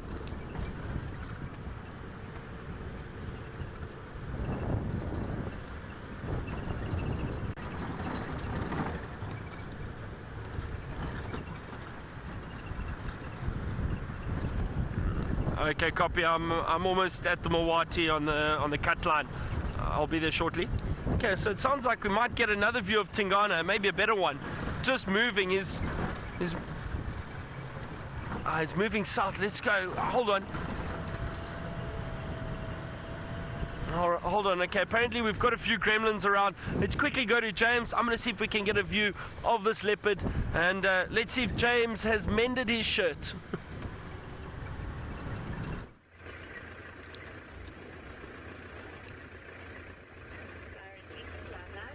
Now, everyone, we are driving, but we're driving the purpose because we found some lines here. That's not strictly true, actually. We happened upon them on account of the fact that someone was parked here. And if I'm not mistaken, I've been told by somebody that one of them has the name Yaya. And I think Yaya, if I'm not mistaken, is a member of the Marsh Pride. So we've got 3 lionesses here. We think there might be some cubs in and amongst this group as well. And so we're going to choose this group as our hunting group tonight. And that's because they look, well, they certainly don't look hungry, but they look relatively like they might get up and hunt. We're not too far from the 4 males we had earlier. And we're also not too far from the 5 males we had earlier. So that's going to be our plan. If anyone can tell me if Yaya is a member of the Marsh Pride or not, I'd be most impressed. I've never seen any lion called Yaya before, but this is what the somewhat humorless guest who drove past us here with Check Me, Check You sunglasses on said that she was called. You know what Check Me, Check You sunglasses are, David? Well, think about it. Check me, check you. They look like mirrors. You can see your face in them, you see. There we are.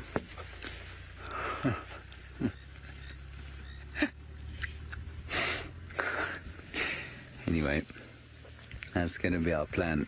We'll stay here for the foreseeable future.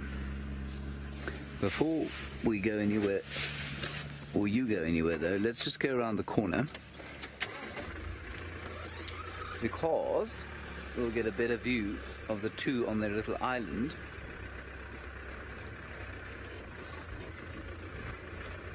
They're on really quite a fun island here.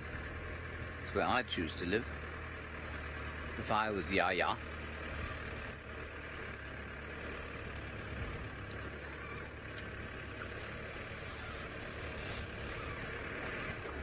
Just try not to end up in the ditch here. All right. Anyway, they're over there. They're not going anywhere. Tingana is on the move, however, so let's go across to him. Yeah, he is indeed, everyone, but there we go. Last really great view of him. And I say last because I think he's possibly going to cross the boundary and head south. And there he goes. But what a beautiful, beautiful leopard. And fortunately, we've had a great view of him. He's scent marking. Let's have a look. Yeah, there we go. Scent marking. This is probably the dominant male leopard in this area. There are some other leopards around, but he's definitely, I think, the largest and still in his prime. So, let's see where he goes.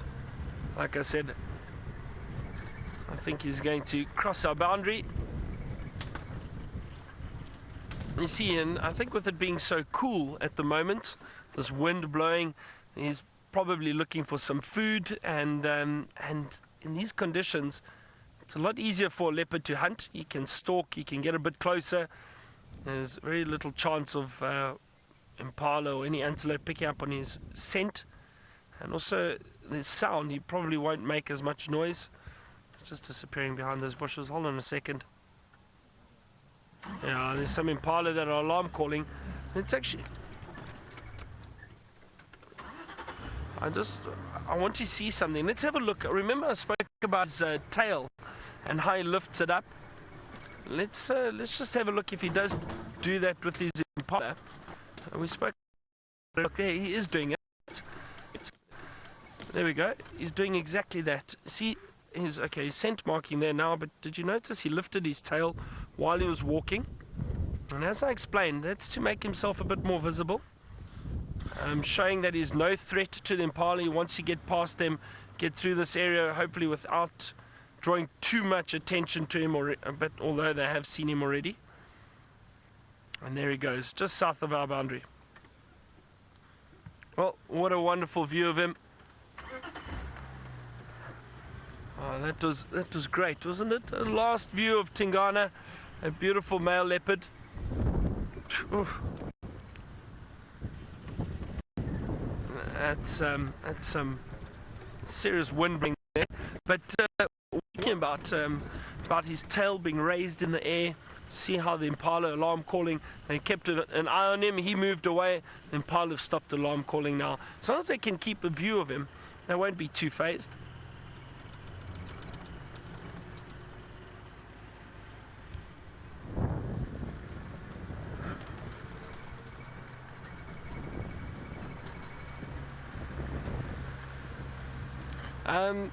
Sorry, Max, I'm not sure I understand the question properly. Antisocial, you asked, are the leopards dated? Was that the question? Oh, endangered. Sorry, that's why I didn't understand. I didn't hear properly. I apologize. Antisocial, no. Leopards are not endangered. They're not considered endangered.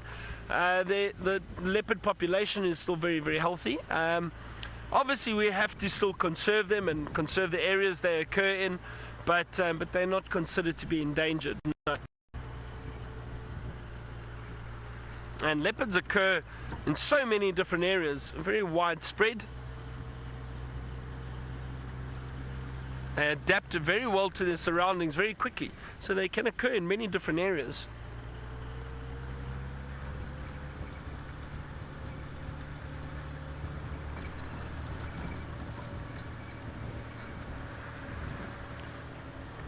Well, that was a great afternoon with that male leopard. I'm so glad we found him so quickly right at the beginning of the show. It was exciting.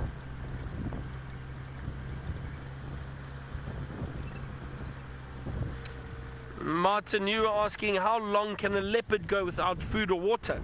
Well, they would probably have to drink at least once a day, I would say. Water is quite important for animals in general. Water is important.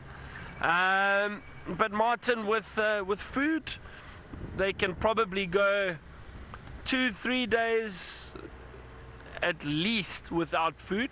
It can probably be longer, a week and a half without food, but then you'll start seeing them looking really, really hungry. But yeah, I think they try to hunt probably on average twice a week to get a substantial meal. This male's been moving around a lot, so he's used up a lot of energy. So I'm sure he will try and hunt at some point tonight. Shall we have a look and see if we can see a genet? We keep checking and we haven't seen anything for a while. See, little genet hasn't been around. I think it's just hiding in the stump, and I'm sure it's still around there. Let's have a look. I'm gonna sneak up, try to switch off again.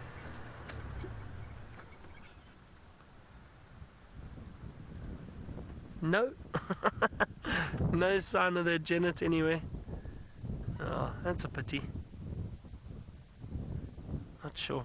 But the other night, I told you, I think it was 2 nights ago, or 3 nights ago, I drove past and I caught a glimpse of the head sticking out. Then it went back in and hid again.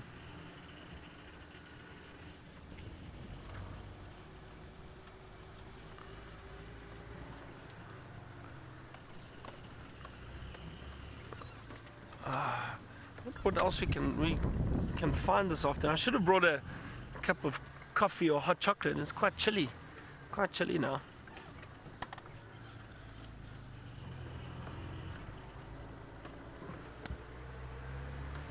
Still got about an hour left, so possibly still time to find some more. Oh no, the birds. Where are the chin spot batters? Been trying hard to spot them on camera, but it's not always easy. Anyway, let's go across to Steph, who's on those river cams, and let's see what activity is going on around there.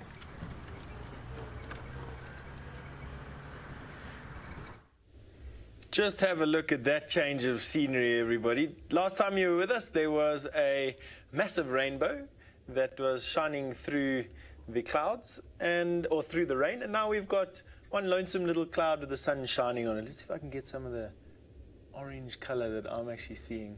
So that is more like my view. No, not quite. Battling to get the orange color that I'm busy seeing reflected on that cloud, but nonetheless, how beautiful is that? Let's go down to these plains. Now, obviously in front of us is where the Angama Pride of Lions are located, and that is what Taylor is aiming at going to go and have a look at a little bit later. But just have a look at what is dotted on these plains. Those are all wildebeest. Isn't that just incredible? Just thousands upon thousands upon thousands, and it doesn't matter where you look, there are just more and more and more of them. Some cars that are leaving the reserve on one of the main access roads into the reserve. Just have a look over there. Isn't that just beautiful? The beast actually yesterday than they were today, to be honest. Now, Dave, you wanted to know what kind of trees we have here. Out on the plains, which is sort of the iconic tree that we find here, we've got three types of trees actually. They're fig trees, none of which are present in this particular picture. The trees that are in the middle of your screen there are Balanites trees. They are a type of torchwood. Then we have trees in the top right of your screen. Those are the Warburgia or pepperbark trees. And then we have shepherd's trees or boskia trees, which are, let me see if I can find you a decent boskia. Here's a decent boskia. That is a decent shepherd's tree, named because it never loses its leaves. It throws massive shade, and of course, shepherds love to lie under them during the heat of the day. So 3 types of trees that we find out on the plain: pepperbark tree, the Balanites, and the boskias, which is what we find. And then lots and lots and lots of trees out on the escarpment, and I'm still busy actually learning the trees that are out here, to be quite honest with you. I don't know all the trees that are on top of this escarpment, although there are some fantastic ones, to be honest with you. All right, I'm going to ask Geraldine to take us back to Cul-de-sac Crossing, because I think we've got some action around that carcass. Let's go and have a look. Have a look over there. No, still not. Although, what have we got going on over here? This carcass is generating a lot of attention. We've got some crocodile that are still there. Carcass still hasn't been opened up, although you've got this big crocodile coming in now. Let's see what he does. Now, these big crocodile are supremely adapted to dismembering a carcass. Their jaws cannot they cannot move their jaws from side to side. So what they usually do is they grab the carcass in their mouth. Look at this. Wow. What's going on there? Dinosaur chasing a competitor for food off of this carcass. Now that is a full-grown wildebeest, everybody, and have a look at the massive crocodile that is there. And you could see how fast they were actually in the water. I mean, it's been a long time since I've watched a crocodile move with such massive speed. I hope that my shoddy camera work didn't ruin it for everybody. But there you can see that the youngster, either a young male or a female, has moved far away from the carcass now, and this big boy is dominating this carcass. I think this is the big guy in this particular pond. I think they're going to be, just like a baboon troop, there'll be a few massive males all round about the same size as each other, but this one guy is just massive. He's the dark green guy. Now, Debbie, all the way from Vancouver. Wow, I don't think I've had... we've had viewers from Vancouver very often there, Debbie, at least not me in any case. You wanted to know if crocodiles store their carcasses, or could they store carcasses to use later on in the year? Debbie, tough question. Crocodiles, given the choice, will eat rotting meat over fresh meat when they are full. When they are empty, anything goes, but when they are full, they'll choose to eat rotting meat over fresh meat. This does mean that they do allow this will allow their carcasses to basically lie around, and it looks like they are being stored for later use. Will they store it for later on in the year? No, I don't think so, Debbie, to be quite honest with you. I personally feel that that it's probably just chance that something happens to keep a carcass for longer than a couple of days. And once it's soft enough to dismember. Now, if you wouldn't mind, Jerry, just repeating the question there. I'm out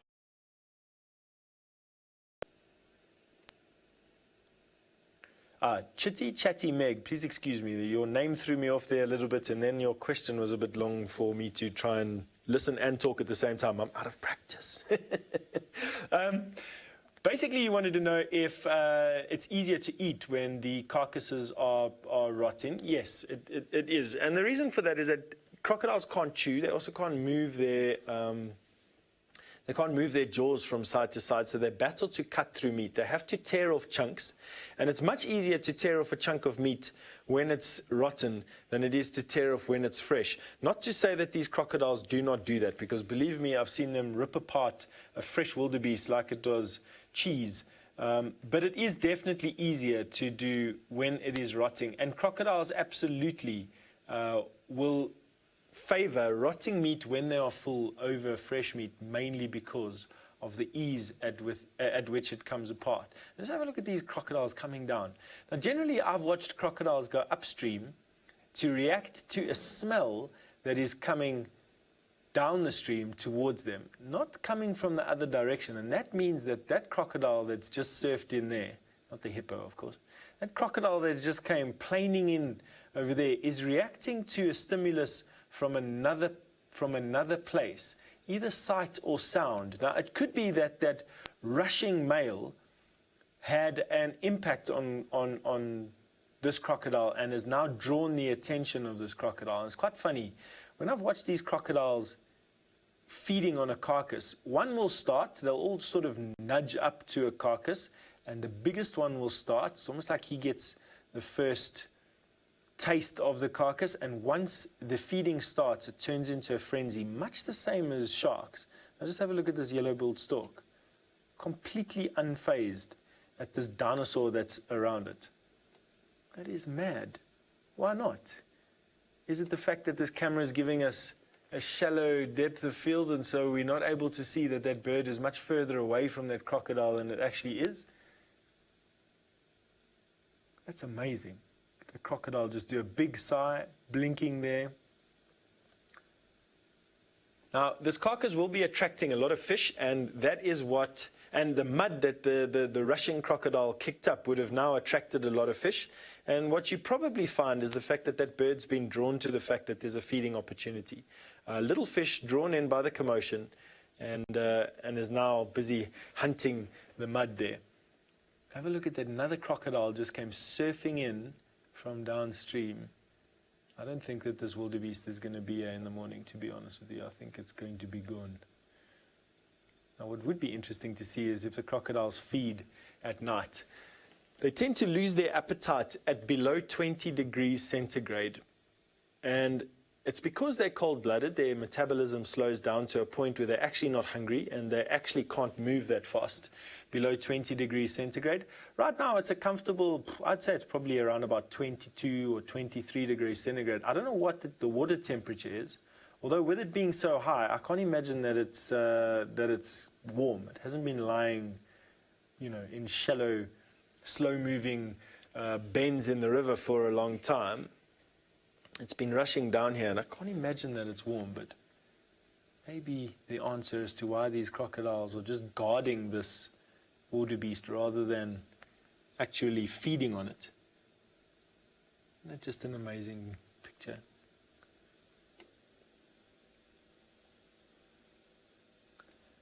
Now, Beard, you've asked a question that I wouldn't have been able to answer without having seen it myself. You want to know if crocodiles will kill without actually eating it? Yes, we watched at this very crossing a few weeks ago a mass drowning. And we were watching these crocodiles that live in this part of the river running, basically, and swimming over dead carcasses, many dead carcasses. I'm talking about dozens, to go and kill another wildebeest and then leave it there. They didn't eat it.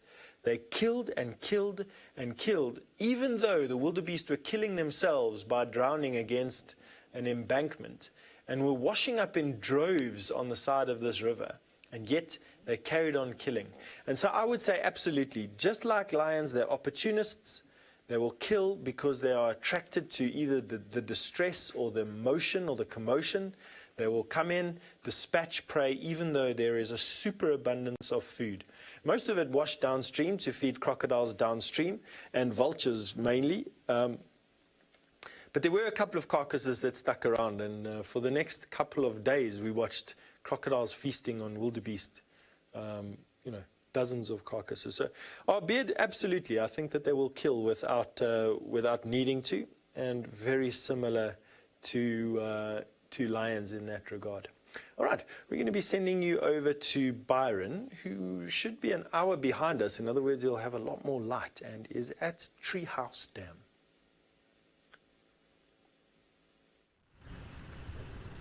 I am indeed at Treehouse Dam, Steph. See, Steph knows the area very well, so you can obviously see what we've got. I think can Steph see our feed? I'm sure he can. I apologize. It's not Steph, it's clever Megan. Sorry, Megan. Sorry.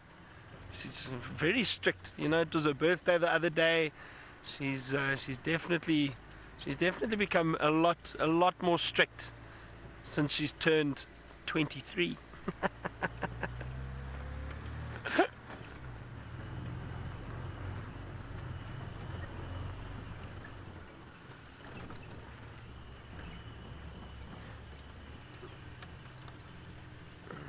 Where can we find some birds this time? I don't think we're going to get another bird this time of the day. And those winds has made it difficult.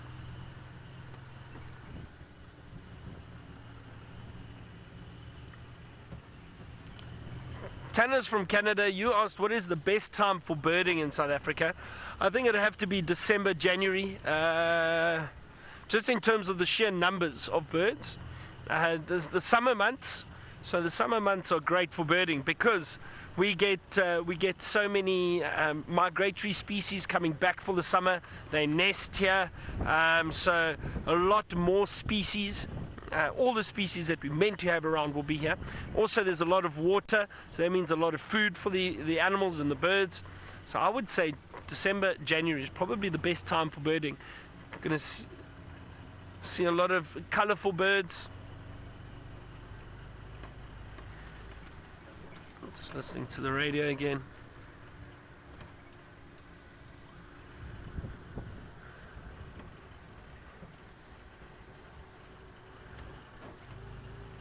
So yeah, I would say around that time of year is great.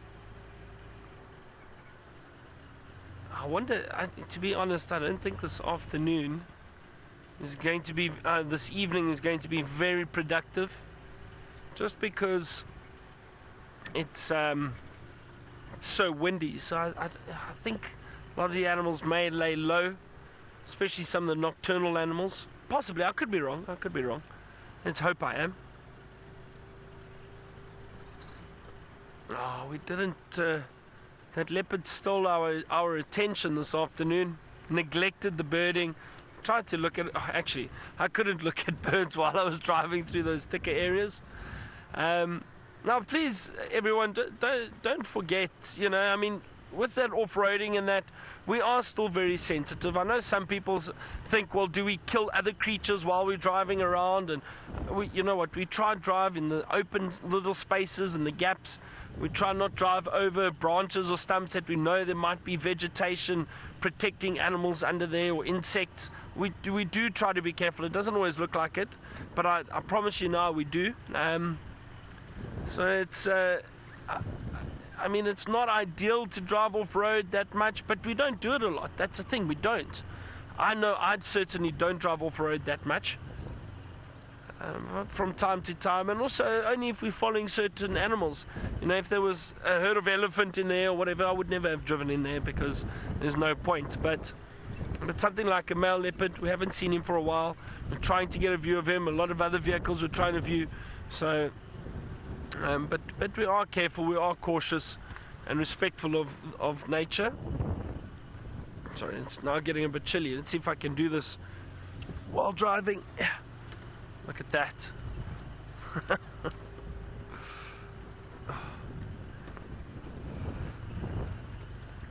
I wonder what's for dinner. I'm a bit peckish at the moment. I hope Amanda's... Oh no, Megan, you're joking. Oh, Megan just told me that the vervet monkeys got into our kitchen. If they ate my dinner, Megan says no dinner for us. I'm not impressed. Not impressed. Those vervet monkeys. Oh. Man. Pardon? Senzo was saying we might just hunt the monkeys. I don't think we'll go that far, don't worry. Senzo, you can't say that on Safari Live. Senzo was joking, everyone, he was joking. There's some impala. No, I do get hangry, but I won't get that hangry, don't worry. Now, you see, what's interesting is have a look at the behavior now. These impala are all out on this little fire break, this open section, and look how they're huddled together. Sorry, my cap was in the way there. Just look off, also this little group to the left. See how they're huddled together? That's all because of these windy conditions. They can't hear very well, they can't smell. It makes it difficult for all these animals. There's a good chance the predators will be out trying to hunt tonight. But it's interesting to see the behavior of the herbivores, the potential prey, staying close together, trying to keep a lookout for danger.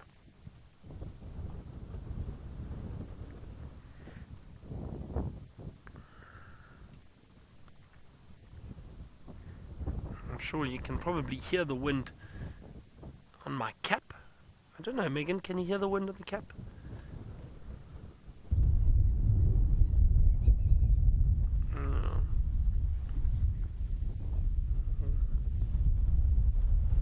Well, I think let's move past these impala. Let's be gone with the wind.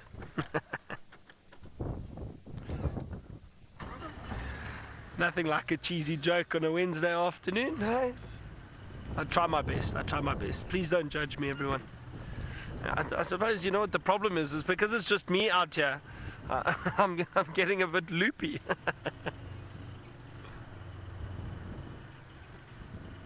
Sinak, you asked if we see vervet monkeys often. We do see them from time to time. Actually, in excuse me, in and around camp, we do see vervet monkeys quite often, almost every day. We see one or two jumping around, but they're so clever. As soon as we disappear, they're in there and then they're trying to get food. Cheeky little things, the vervet monkeys.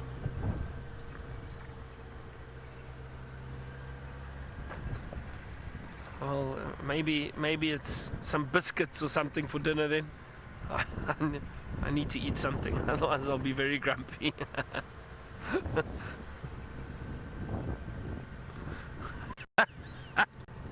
Now Megan says apparently they only ate our couscous.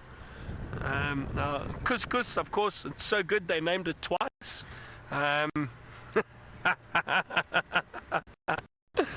So, maybe that's how the monkeys ate.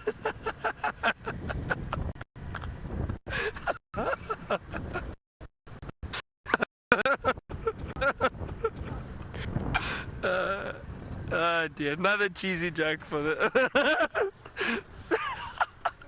Senzo's making me laugh even more. He's bent over laughing behind me.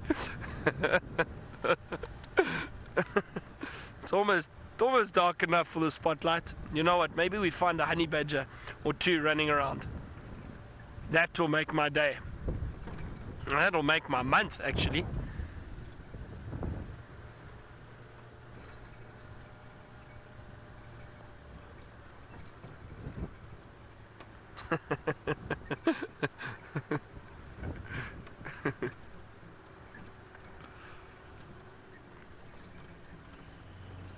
I hope all of you are having a great week, all our viewers. And you've been stuck with me all week because Tristan's on leave, Ali's on leave, or working actually. Ali was working. She was doing some trips with guests. Taylor's gone up to the Mara. And James tore his shirt. So there's no one else on Juma. It's just myself. It's just been fun though. It's been fun. And Juma's still standing. I know a lot of you were worried. A lot of you were concerned if Juma would still stand with just me being around. Senzo's nodding his head. See what happens when when it's windy and there's not much to see or find. Start speaking nonsense.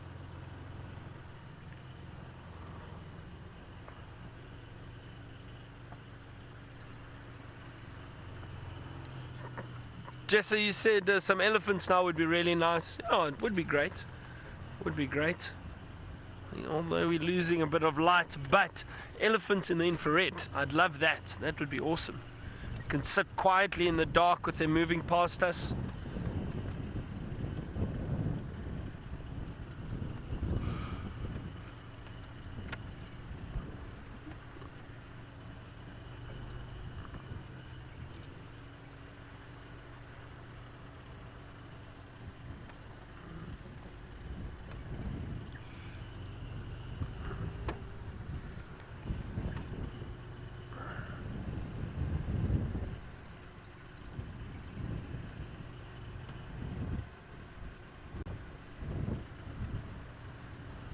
I don't think we're going to be spotting any owls tonight either. I think with the wind they're not really perched out on those open branches. You never know though, maybe. We haven't spotted an owl today, have we, Senzo? No, we haven't. Oh dear.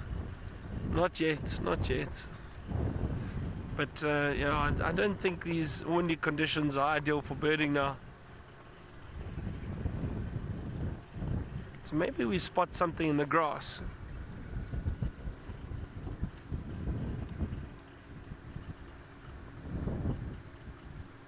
Genet or a civet or...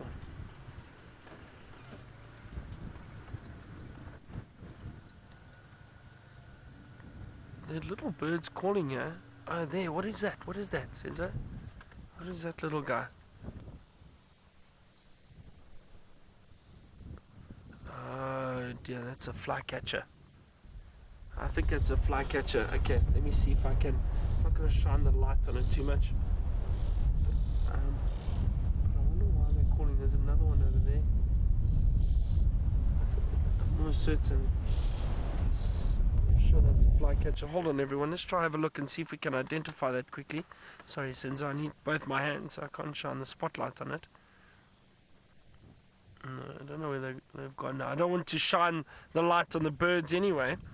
I think I've got that one. I think that was the. I wonder if that wasn't the grey tit flycatcher. I think that's what they were. Let's just listen. Just try and listen if they make that call.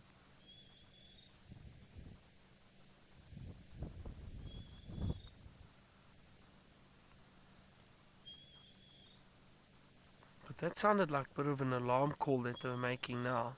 Just trying to listen. Often with these apps, different calls they play towards the end.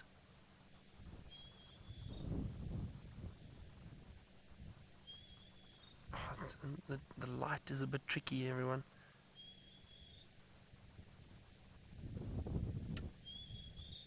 It doesn't sound like they're playing any other call for us to hear now. Huh? Infrared. Oh, there we go. Let's try that, Senzo. Let's have a look. I'm going to try to look carefully, everyone. These little flycatchers are so difficult.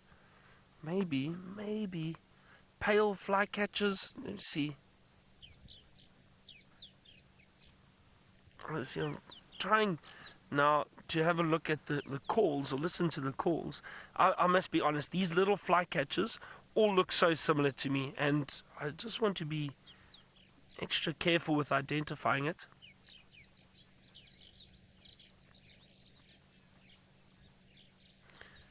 I'm going to sit and try work this out quickly. While I do, let's go across to Steph, who apparently has some buffalo heading down to the river.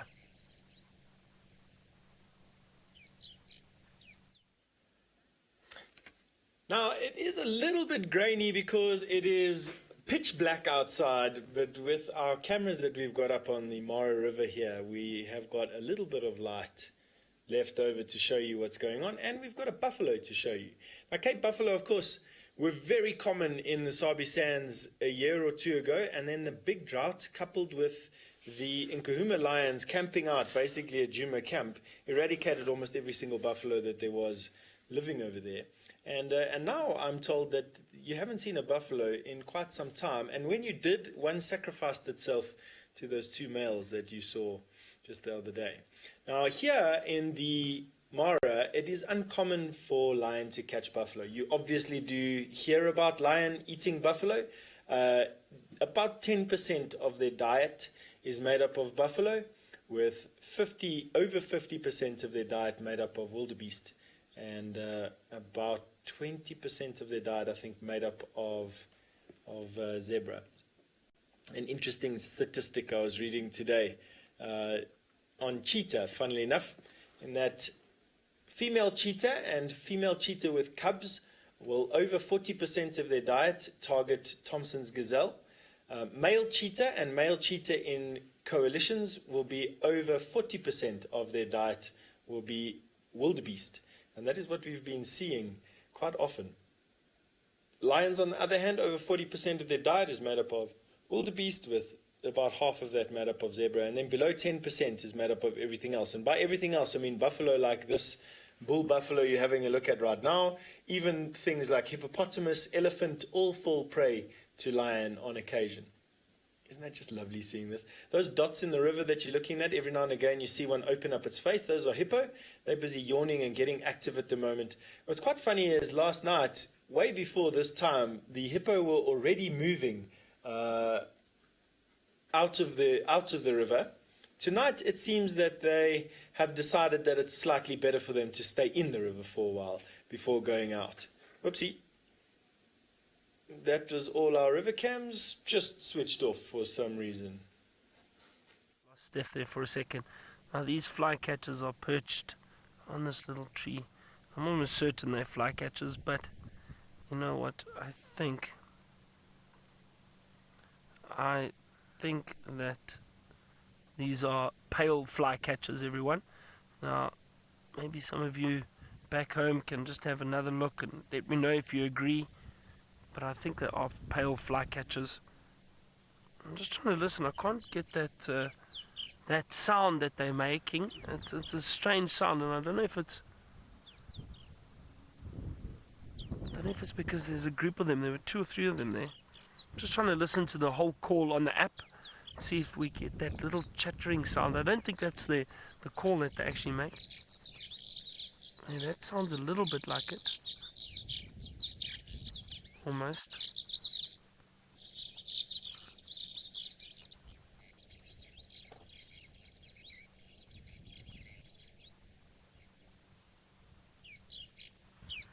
There's not much else. Sometimes, you know, these apps, I don't know, just judging by the look. Hold on, I'm going to shine the light on this bird a little bit. Just a little bit there now. There's just a little bit over there. Now, like white around the eye. Oh, there it goes. Now, I'll tell you why. Let's have a look at this quickly together. So, I'll tell you why I think the pale flycatcher, if you... hang on a second.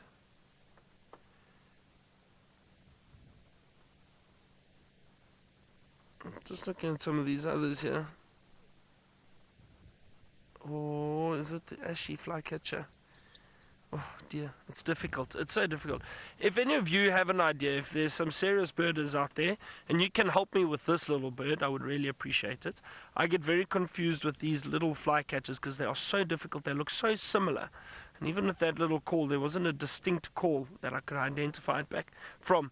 But have a look. So this is the ashy flycatcher that I was having a look at.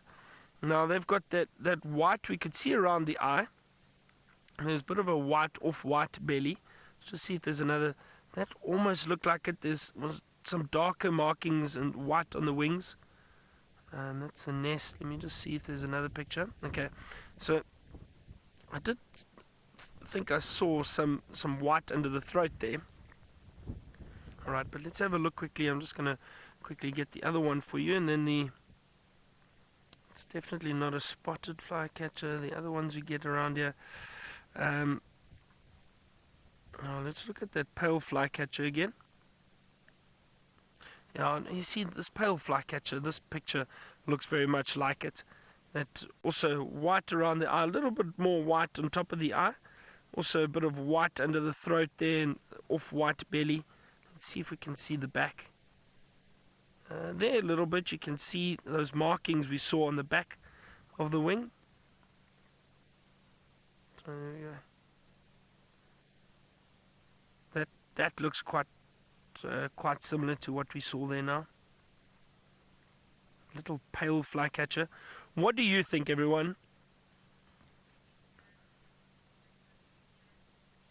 Eric the poet, you were saying maybe a fan-tailed flycatcher. I don't think so. Let's have a look. Well, let's have a look and see.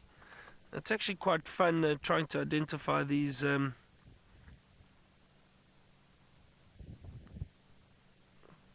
Here's the fan-tailed flycatcher now.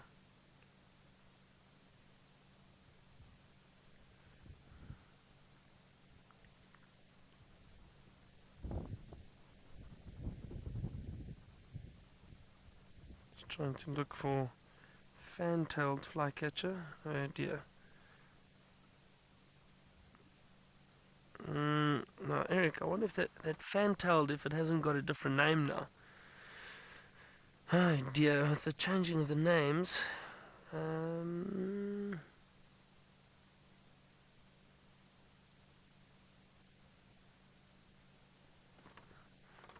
Eric, you've confused me now a little bit.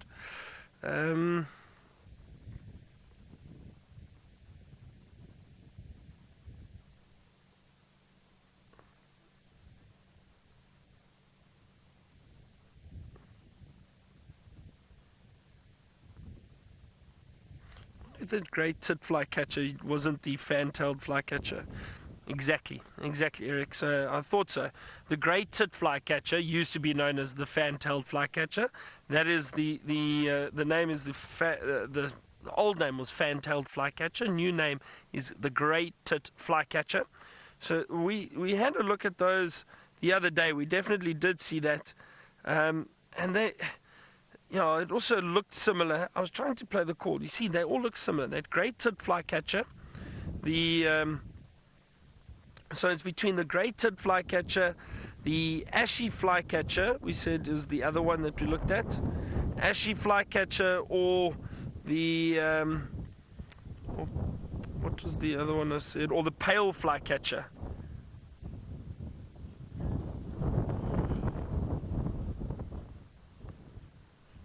Eleanor, you were saying possibly ashy flycatcher. You didn't see the white on the tail. As I said, for some of you, maybe the screenshots, it might be a bit easier to identify. So have a look at that. The ashy flycatcher, fan-tailed, or the ashy flycatcher, great tit flycatcher, or what was the other one? Too many names now. Or the pale flycatcher, ashy, pale, or I'm tired, everyone. I think I'm just going to quit while I'm ahead. Oh dear, that's not good.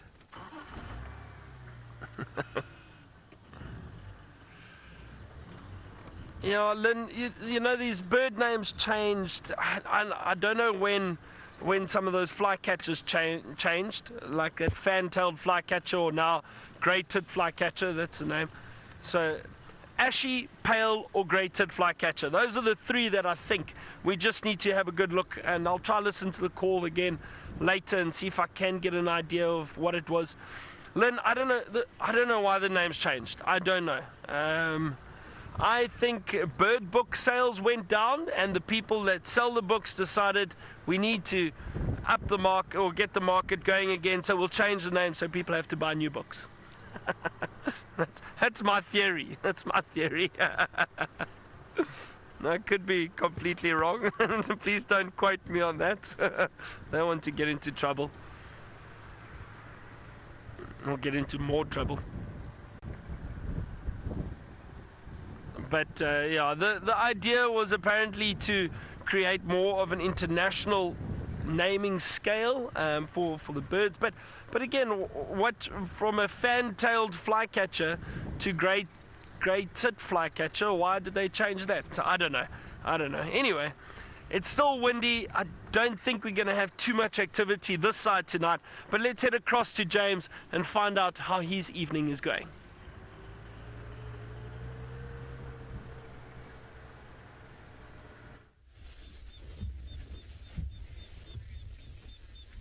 Hello everybody, here we are back again with the special low light camera on, and the lions are very much asleep. But we think that they are going to get up because they were cleaning each other and themselves, and one or two of them actually lifted a head and looked towards where the herds are. Now the herds are on the hills all around us, and I think our plan for the evening is going to be to sit here for, I think, probably about an hour or so. If they don't do anything in that hour, what we'll do is head off towards one of the groups of males that we had earlier and see if they don't do something. But just look at her. She's breathing, but that's a sleep breathe. That's not a kind of like those 4 males that we saw, which had clearly eaten about 74 wildebeest in the last 4 days. So, yeah, I think this is our best bet for now. We'll sit with them till about, 8 o'clock, 8:15. And if they've done nothing, we'll probably press on and see if we can't find one of the other groups. We're going to be out here all night. Yes, that's what I said, everybody. All night long, David and I and James cozying up on this Land Rover. Scott very kindly lent us his mattresses.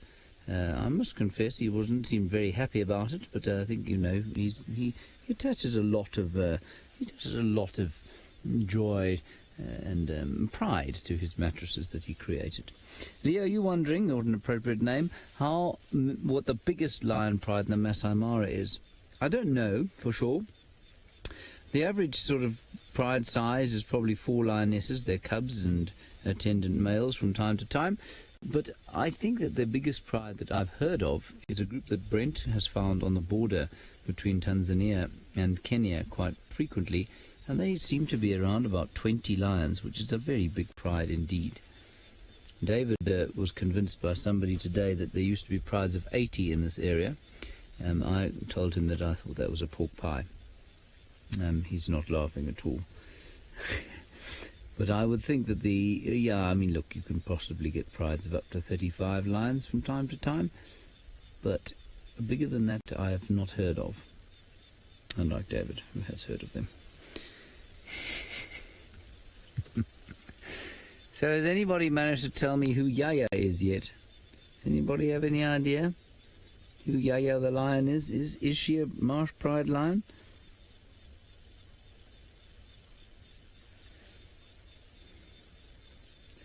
Nobody. Okay, right. Marvellous. Okay, good. Now, for those of you who don't know, our plans out here are to basically spend the night waiting to see if these lionesses hunt the herds. There are lots of wildebeest south of us, and we're going to see what they do. So if you're wondering why on earth we're sitting with a flat cat, that's why.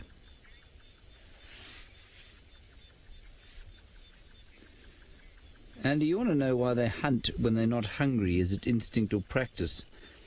Andy, I think, personally, that it's fun for them.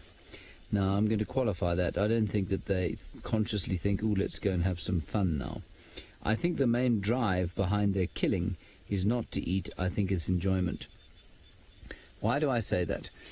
I'm going to use the example of human reproduction. And I know that that might sound slightly risque for a safari drive, but the main reason that human beings reproduce or go through the act of reproduction is because they enjoy it. That's the main reason they do it. It's not the main biological reason they do it, it's the main psychological reason they do it. Many human beings around the world, possibly right now, are engaged in, certainly the forerunners to the act, because they think it will be fun. Now, I'm not trying to be facetious or funny or anything like that at all. I'm being deadly serious. So if you think about that, in fact, if you think about sometimes the human desire to eat, we like to eat, and often we know that we're not hungry, we just find it fun, we find it enjoyable. And I think that many of the things of our behavior and animal behavior are enjoyable to the animals that do them, simply because it's a good way of our biology making us do things that are good for us. So in terms of mating, it's fun, but biologically, of course, it's very important, otherwise the species dies out. Now, I think that what we're seeing here is a very similar thing, where we have cats that are killing because they enjoy it. Not because they enjoy killing, they enjoy the chase and the kill in the same way that a house cat, as I've said before, enjoys chasing a ball of twine or a marble or a toy mouse or something like that. It's not a bloodlust, it's simply an enjoyment. And that enjoyment, in turn, leads to the cat having something to eat if it's hungry. So does that make sense? I think there's a psychological element that is driven by the biological one. So I think that they are driven to kill because they enjoy it. That's the psychological part of it. The biological part of it is, why is it fun? Why would it be fun for them? Well, it's fun for them because it encourages them to kill, and that in turn leaves them with a whole lot of stuff to eat, which in turn is obviously very good for them. So I hope that kind of makes sense. That's how I see it. I don't see it any other way. So when people say to me, but do they enjoy killing? Well, yes, I think they do. But it's not a bloodlust. It's not that they enjoy death. They enjoy the act of finding themselves food, although that's not necessarily how they perceive it. So I think it's a really interesting discussion, this, and I think if you were to look at a lot of behaviors, some of which seem to be strange and abhorrent in many ways, well, then you'll find that there could easily be a psychological explanation to it. Here's another one. For example, porcupines, they mate every single day. in order for the female to cycle properly, they have to mate every single day. Now, I suspect that the reason that they have to do that is that the male probably is probably a way of keeping the male in the vicinity of the female so that he doesn't go off and philander, and so that another male doesn't come in and perhaps perpetuate infanticide, which is very common in all mammals. But the point is, a lot of people will say to you, yeah, there are only 3 mammals that mate for fun: human beings, dolphins, and porcupines. And that's just because they do it every day. I don't believe that's true. I think all mammals probably find an element of fun in it.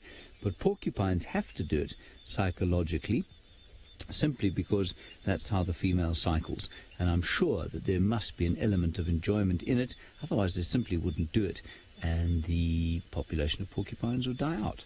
So that's a really interesting discussion. Now, I believe we do have some answers on who Yaya is.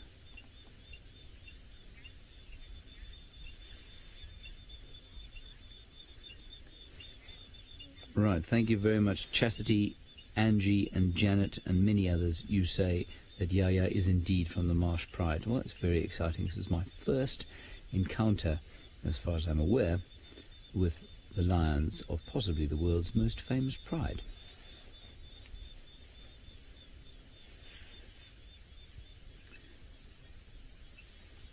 Right, I believe that Byron has taken out his spotlight, and this is the first time I'm linking to him in the last 2 days when he hasn't had some kind of pithy comment about me.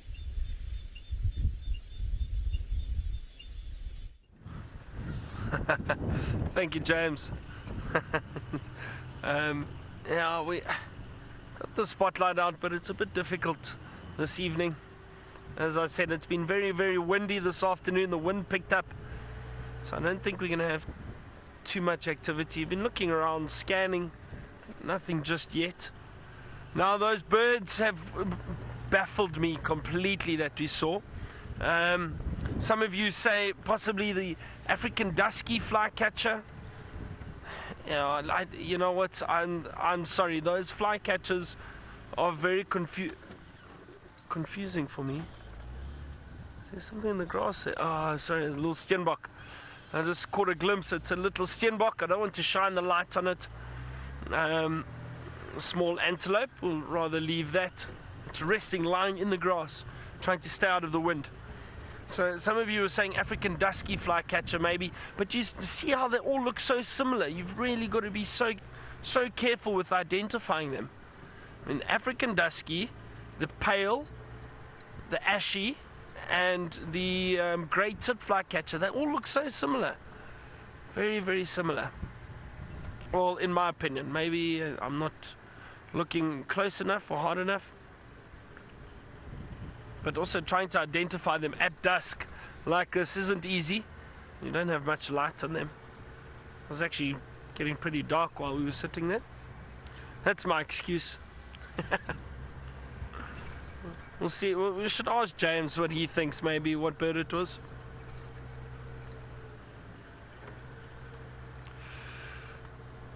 Lauren, you were asking, when are animals most active? Lauren, well, you get different types of animals. Animals that are diurnal, active during the day. Animals that are nocturnal, it means they're active at night. Lauren, you also get animals that are known as crepuscular. Now, that is a term for animals that are active during the dawn and dusk, that time of day. So the animals, it all depends on the animal, really, when they're more active or not. And generally, the predators start getting more active around this time of the evening. They move around. Lions and leopards and hyena, for example, probably start moving around a lot more, hunting, looking for food. Although we saw a male leopard moving around at 3 o'clock this afternoon. So there goes that theory out the water. Animals will move whenever they want. Depends when they're hungry, when they're looking for food, when they're looking for water. I think lions are generally more active at night. The animals like the herbivores and that, they still move around somewhat at night. They've got to be very careful of predators, but they would generally move further distances and go to water and that during the day as opposed to at night. So, Lauren, it's very difficult to give an exact answer to that question because it varies all the time. And I don't think you can say animals like leopards are only active at night or they're only active during the day. We've seen they move around whenever they want.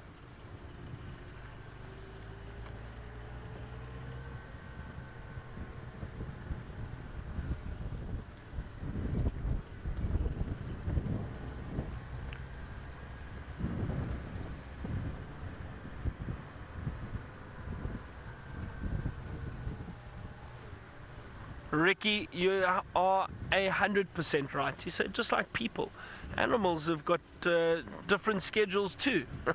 They do. I mean, I always like this story because it fascinates me that some people can be so narrow-minded at times. A guest of mine, who is a good friend that I've known for many years, been guiding him for 8 years, and he told me a story. He went to a dinner party once with friends, and there was a lady, and I've told the story before, but there was a lady, and they were chatting about the bush and nature, and she was also quite a bush enthusiast, and they got onto the topic of leopards. Now, this particular guest of mine is mad about leopards. He loves them, absolutely loves them, and will go to specific areas just to photograph leopards. And they were talking about them, and I'd been guiding him for years, and he was saying, he's got some great images of leopards walking during the day, and she said, oh no, that's impossible. And he said, what do you mean? And she said, no, well, leopards don't move around during the day. And he was flabbergasted. He couldn't believe that somebody was so narrow-minded that they argued. He said, listen, I mean, I've got photos, I can show you leopards moving around during the day. And she wouldn't budge. She wouldn't agree with him. And, it just shows you that sometimes people don't understand wildlife and nature. There's no set rule out here. There isn't. Not with anything. Animals will change their behavior. They'll change schedules. Whatever. There's no schedule, actually. So we need to always remember that and bear that in mind. But when he told me the story, he eventually said, okay, he's not arguing anymore. He'll just leave it. But yeah, we saw it this afternoon. A big male leopard walking around at 3 o'clock in the afternoon on a fairly warm, well, not fairly, it was quite warm this afternoon. It was hot. And we could see that male leopard panting because he was getting hot, moving around so much. But it just shows you they'll do whatever they feel like. Now, James is still with those lions, and they apparently are resting, and they hopefully going to get active fairly soon. Let's go to him and see what his plan is or idea is, what those lions are going to do.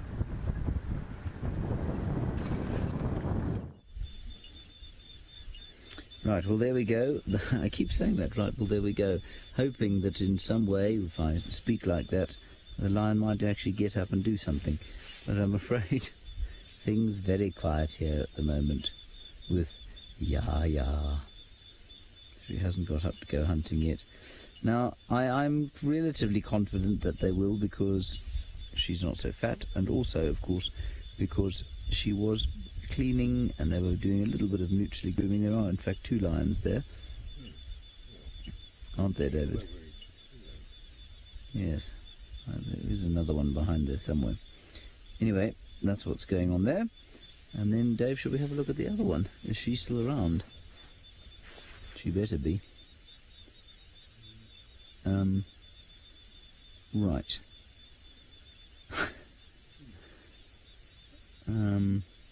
There she is. Phew. Whew. What a relief. For 1 second there, I thought she'd left us. But she has not. So we'll just enjoy that for now. It's a very pleasant night out. There are a few crowned lapwings calling. There are no storms in the offing, thankfully. There are stars everywhere. Snazzy, Zep or Beth, you say, is it possible that lions could travel into the park without our knowledge? Yeah, absolutely it's possible, and probably happens all the time. remember that the reserves in Kenya are not fenced, and basically, if you go away from the reserves, out of protected areas, there are what we might describe as buffer zones, which are areas where people and wildlife kind of live together, cohabit, if you like, sometimes not particularly peacefully, but they do live together. And you'll find that lions from those areas will come in and out all the time. So definitely, there could easily be lions here that even the researchers have never seen before and don't know. But once we're this far in, we're quite a long way from the northern boundary. It'd be very unlikely to see a lion that had come in from out of this area, unless it was a nomadic male. So, those Bilashaka 6 males, when they pulled in here, nobody knew who they were. And, I think they've probably figured out where they've come from now. I don't know where that is exactly. In fact, I don't know where it is vaguely. But they are, nobody would have known exactly where they came from when they arrived. If that makes sense. Which I hope it does.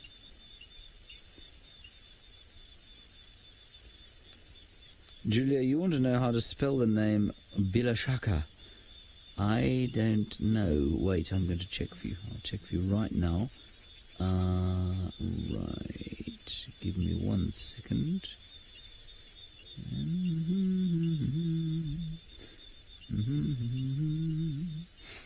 I will get it for you in the next few seconds. Fear not. Maybe just a few more than a few seconds, but certainly it will be close and soon. Here we go. No, come on. Come on. Now, I'll figure it out. I think it's Bilashaka.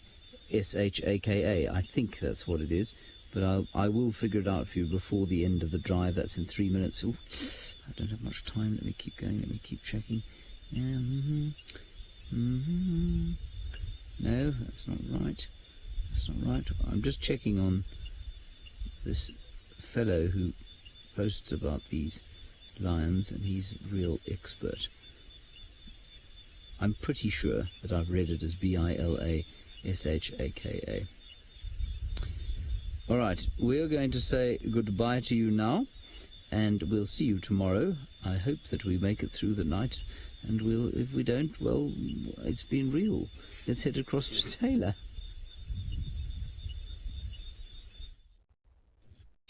Well, we've been racing around trying to find lions, and we had to come back to the Ngama Pride. Now, those little eyes that you can see just off in the distance, it's actually the Ngama cubs. They are waiting patiently. There is one lioness with them.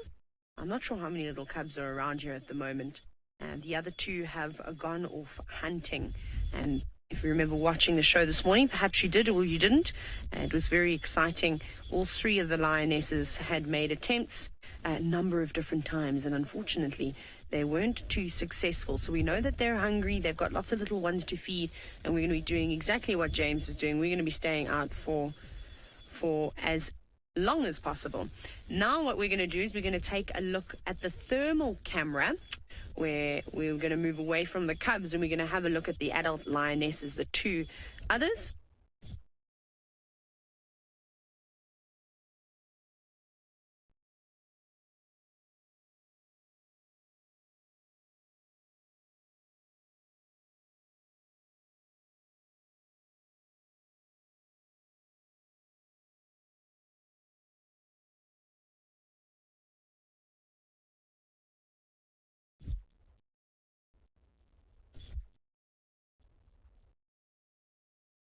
Right, sorry about that. I disappeared for a moment. But those are all wildebeest, and I suspect that as we sit here, those lions are going to try and creep closer and closer in hope to try and catch a wildebeest. Maybe a zebra. Who knows what's lurking down in the distance. Very exciting, though. Another cool toy, this amazing thermal camera. It's unbelievable, actually. And I really hope that they do make a kill tonight. I think they will. I think they're going to be successful. They definitely put in the time earlier this morning, and they'll deserve it. But thank you all.